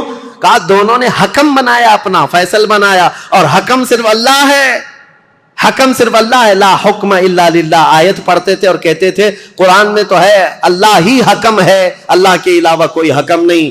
حضرت علی نے اس کے متعلق یہ فرمایا تھا کلمۃ حق ارید بها الباطل، کلمہ تو حق ہے جو کہہ رہے ہیں لیکن اس سے معنی باطل مراد لے رہے ہیں۔ جیسے آج بھی بہت ساری جماعتیں ہیں آیتوں کو کس پر فٹ کر دیتے ہیں، مشرکین پر اتری ہوئی، مشرکین کے لیے اتری ہوئی آیتیں وہ مومنین پر فٹ کر دیتے ہیں۔ خارجی ایک جماعت تیار ہوئی جو حضرت امیر معاویہ کی بھی دشمن، حضرت علی کی بھی دشمن، ان لوگوں نے یہ فتنہ اٹھایا کہ یہ دونوں جماعتیں کافر ہو گئی، ہم اپنی جماعت لے کر الگ ہوتے ہیں، اور یہ جماعت ایک پھر نہیں بنی، شیعہ حضرات کے بعد ایک خارجی جماعت، اور یہ جب کافر خود ہو گئے، ظاہر سی بات ہے رسول اللہ کے دو صحابہ کو کافر کہنا خود کافر ہونا ہے، یہ جماعت نکلی۔ حضرت علی نے ان سے بھی مقابلہ کیا مقام نہروان میں، اور جتنے خارجی تھے یہ اتنے سخت ہو گئے تھے کہ جو بھی مسلمان گزرتا تھا اس کا پورا مال لوٹتے تھے اور اس کو جلا دیتے تھے۔ حضرت علی کی دشمنی میں مسلمانوں کے دشمن ہو گئے، تو پھر حضرت علی نے ان کے ساتھ مقابلہ کیا اور وہ جتنے خارجی ہوئے تھے ان کو قتل کیا۔ چند خارجی بچ کر کے وہاں سے نکل کر بھاگے اور انہوں نے اپنی الگ الگ جماعتیں بنائی۔ اب شدت بدلہ لینے کی شدت انتقام اتنا گھر کر گیا خارجیوں میں کہ 3 خارجی لوگ ایسے ہوئے میٹنگ کیا اور انہوں نے کہا دیکھو یہ روز روز کی جنگوں سے پریشان ہیں، یہ 3 بڑے لوگ جو ہیں علی بن ابی طالب، عمر بن عاص، امیر معاویہ، ان تینوں کو قتل کر دیتے معاملہ ہی ختم ہو جائے گا۔ نعوذ باللہ، یہ 3 کاموں کے لیے عبد الرحمن بن ملجم، عمر بن بکیر اور ایک شخص اور تھا برکہ بن عماد یا کچھ اس کا نام برکہ تھا، یہ 3 خارجی لوگ تھے، میٹنگ کیا، کہا ہم تینوں ایک ہی دن کا انتخاب کرتے ہیں، ایک ہی دن تینوں کو ماریں گے، 3 بڑے صحابہ کو، حضرت علی کو، حضرت عمر بن عاص کو، حضرت امیر معاویہ۔ ان تینوں نے، حتیٰ کہ یہ جو عبد الرحمن بن ملجم ہے اس نے شادی کی، یہ عاشق تھا ایک عورت کا، اور اس نے شادی میں اپنی عورت کے مہر میں یہ رکھا تھا کہ 12,000 دینار مہر میں دوں گا اور علی بن ابی طالب کی گردن مہر میں دوں گا، قتل مہر میں رکھا تھا۔ اس قدر دشمنی کوٹ کوٹ کر بھری ہوئی تھی، اور ان تینوں نے ایک تاریخ متعین کی، رمضان المبارکہ کی، 17 رمضان کو تینوں اپنے اپنے علاقوں میں گئے. حضرت علی کوفہ میں تھے, حضرت عمرو بن عاص یہ مدینے میں یا دوسرے علاقے میں تھے, حضرت امیر معاویہ ملک شام میں تھے. تینوں پھیل گئے اپنے اپنے ان منصوبوں کو لے کر. اور حضرت امیر معاویہ حضرت عمرو بن عاص کے لیے جو لوگ گئے تھے, ایک برقہ اور ایک جو حضرت عمرو بن عاص کو قتل کرنے والا تھا, یہ تینوں بکیر, عمرو بن بکیر, یہ دونوں جو ہے اپنی پلاننگ میں فیل ہوئے. لیکن عبد الرحمن بن ملجم یہ تلوار کو زہر میں بجھا کر کے کوفہ میں روز انتقام کی آگ میں بھڑکتا رہا. اور حضرت علی رضی اللہ تعالیٰ عنہ ایک رات سوئے ہیں اور خواب میں رسول اللہ صلی اللہ علیہ وسلم کو دیکھا, جیسے حضرت عثمان اپنی شہادت کے دن ایک دن پہلے دیکھے. حضرت علی رضی اللہ تعالیٰ عنہ نے خواب میں رسول اللہ سے عرض کیا, یا رسول اللہ, میری امت نے مجھے ٹھیس پہنچائی, آپ کی امت کے کچھ لوگوں نے مجھے ٹھیس پہنچائی. رسول کریم صلی اللہ تعالیٰ علیہ وسلم نے فرمایا, اے علی تم کل کھڑے ہو جانا, ان قریب وہ پوری قوم ہلاک ہوگی جس نے تجھے ٹھیس پہنچائی. رسول کریم صلی اللہ تعالیٰ علیہ وسلم نے فرمایا, اور ان کی زندگی میں ہی یہ حضور نے فرمایا تھا, علی جو جماعت تم سے نفرت کرے گی وہ جہنم میں جائے گی. حضور نے تو منافق کی علامت بھی بتائے, جس کو علی سے بغض ہوگا وہ مومن نہیں منافق ہوگا, زندگی میں فرمایا تھا. تو حضرت علی نے خواب دیکھا, صبح حضرت حسن کو اٹھایا بستر سے, امام حسین کو اٹھایا, کوفہ میں تھے, کہا کہ چلو فجر کی نماز کے لیے جا رہے تھے. اور حضرت علی کی عادت تھی فجر کی نماز کے لیے لوگوں کو جگاتے تھے, ہر گھر سے آواز دیتے تھے زور سے. حضرت حسن اور حضرت حسین کو اٹھایا اور کہا, میں نے خواب میں رسول اللہ کو دیکھا ہے, اور رسول پاک صلی اللہ تعالیٰ علیہ وسلم نے مجھ سے یہ فرمایا, وعدہ فرمایا. اور اس کے بعد یہ کہتے ہوئے حضرت علی محراب کی طرف بڑھ رہے تھے سارے لوگوں کو, یہ عبد الرحمن بن ملجم نے حضرت علی کرم اللہ وجہہ الکریم کے چہرے پر وار کیا, اور وہ تلوار سے حضرت علی رضی اللہ تعالیٰ عنہ کے انجانے میں چہرے سے ایسا گھاؤ بیٹھا کہ ایک ایک بات جگرے کئی حملے کیے نماز پر جانے والے کے لیے. اور اسی وقت حضرت علی رضی اللہ تعالیٰ عنہ کے جسم میں زہر بھی سرایت کر گیا, چہرے سے لے کر حضرت علی رضی اللہ تعالیٰ عنہ کے کندھے تک زخم آیا تھا. آپ زمین پر آ گئے تو آپ کو سارے لوگوں نے اٹھایا. یہ فجر کا وقت تھا, 17 رمضان المبارک کی تاریخ تھی. مولا کائنات علی مرتضیٰ رضی اللہ تعالیٰ عنہ کو گھر لایا گیا تو آپ جام شہادت نوش فرما گئے. اس حیدر کرار فاتح خیبر کی شہادت ہو گئی 17 رمضان کو.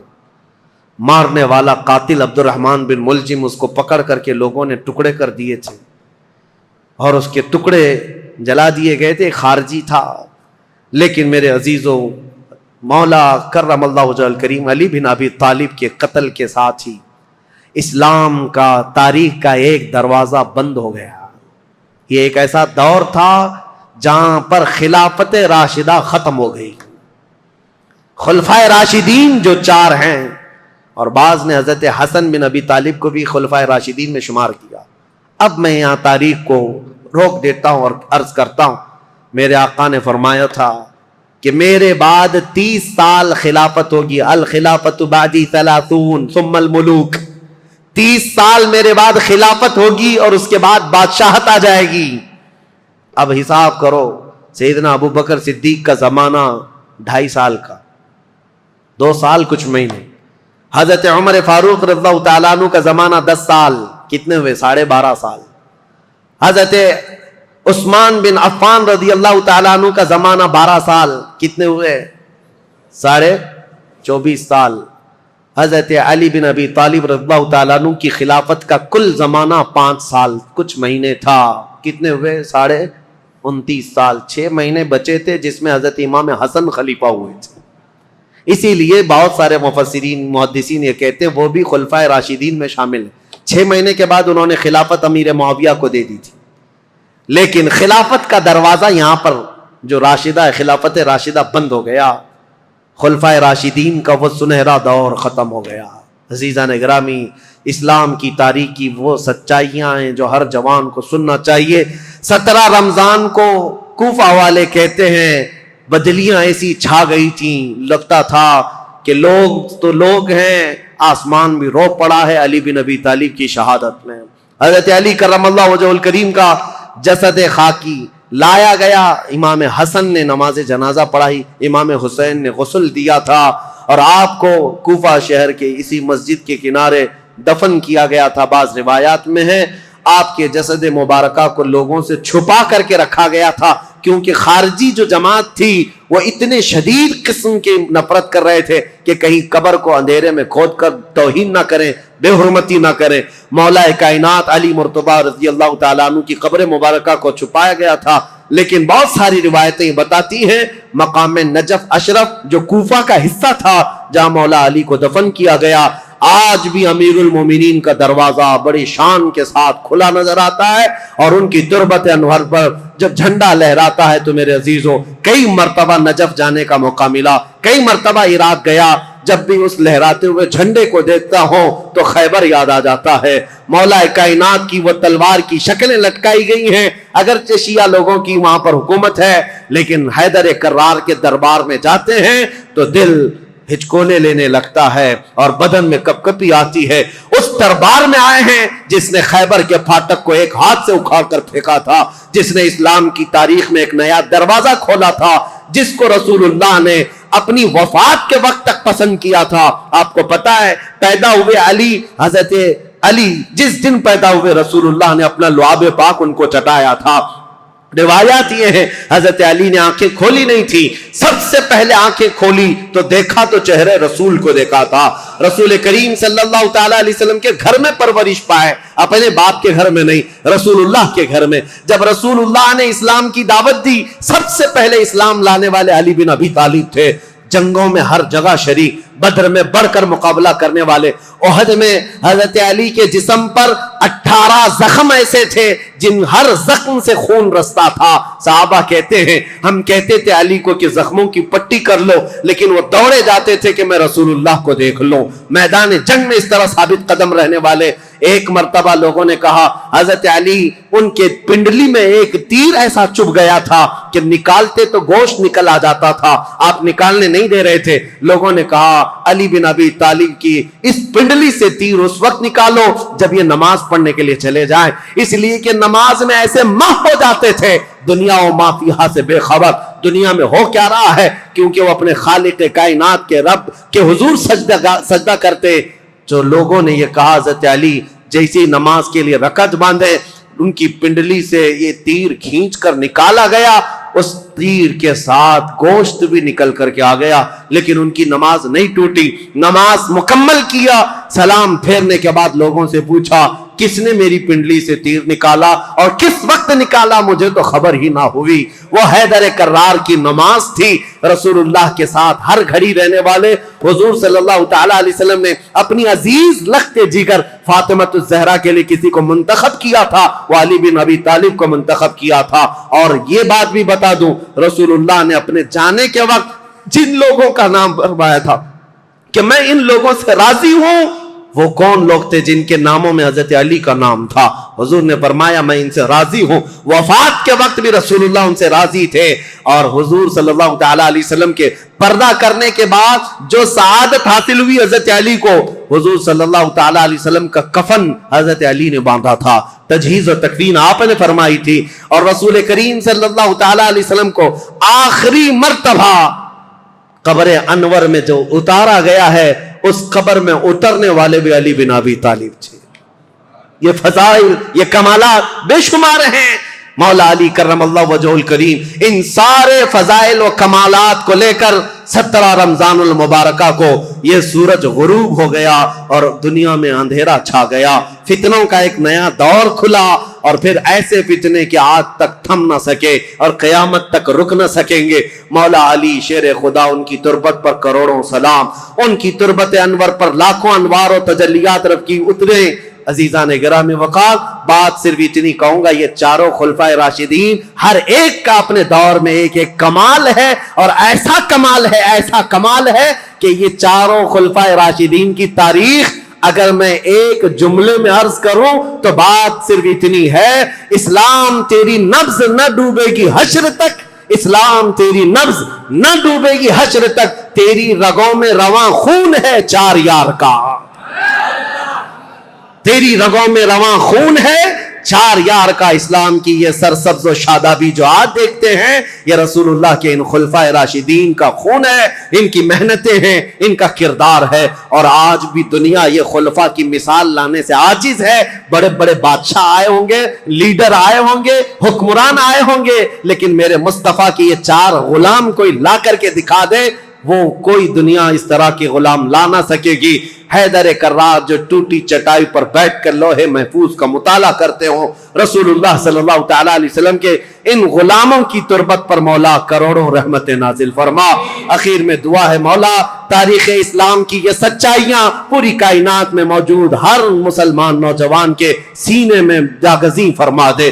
اے اللہ ہم تیرے دربار میں صدیق اکبر کی صداقت کا صدقہ مانگتے ہیں، فاروق اعظم کی عدالت کا حصہ مانگتے ہیں، عثمان غنی کی سخاوت کا جز مانگتے ہیں، مولا حیدر کرار کی شجاعت کا ٹکڑا مانگتے ہیں۔ مولا ان خلفائے راشدین کے کچھ حصے صدقے میں ہمیں عطا فرما، اور قیامت تک آنے والی ہماری نسلوں کو ان صحابہ کی غلامی میں زندگی عطا فرما۔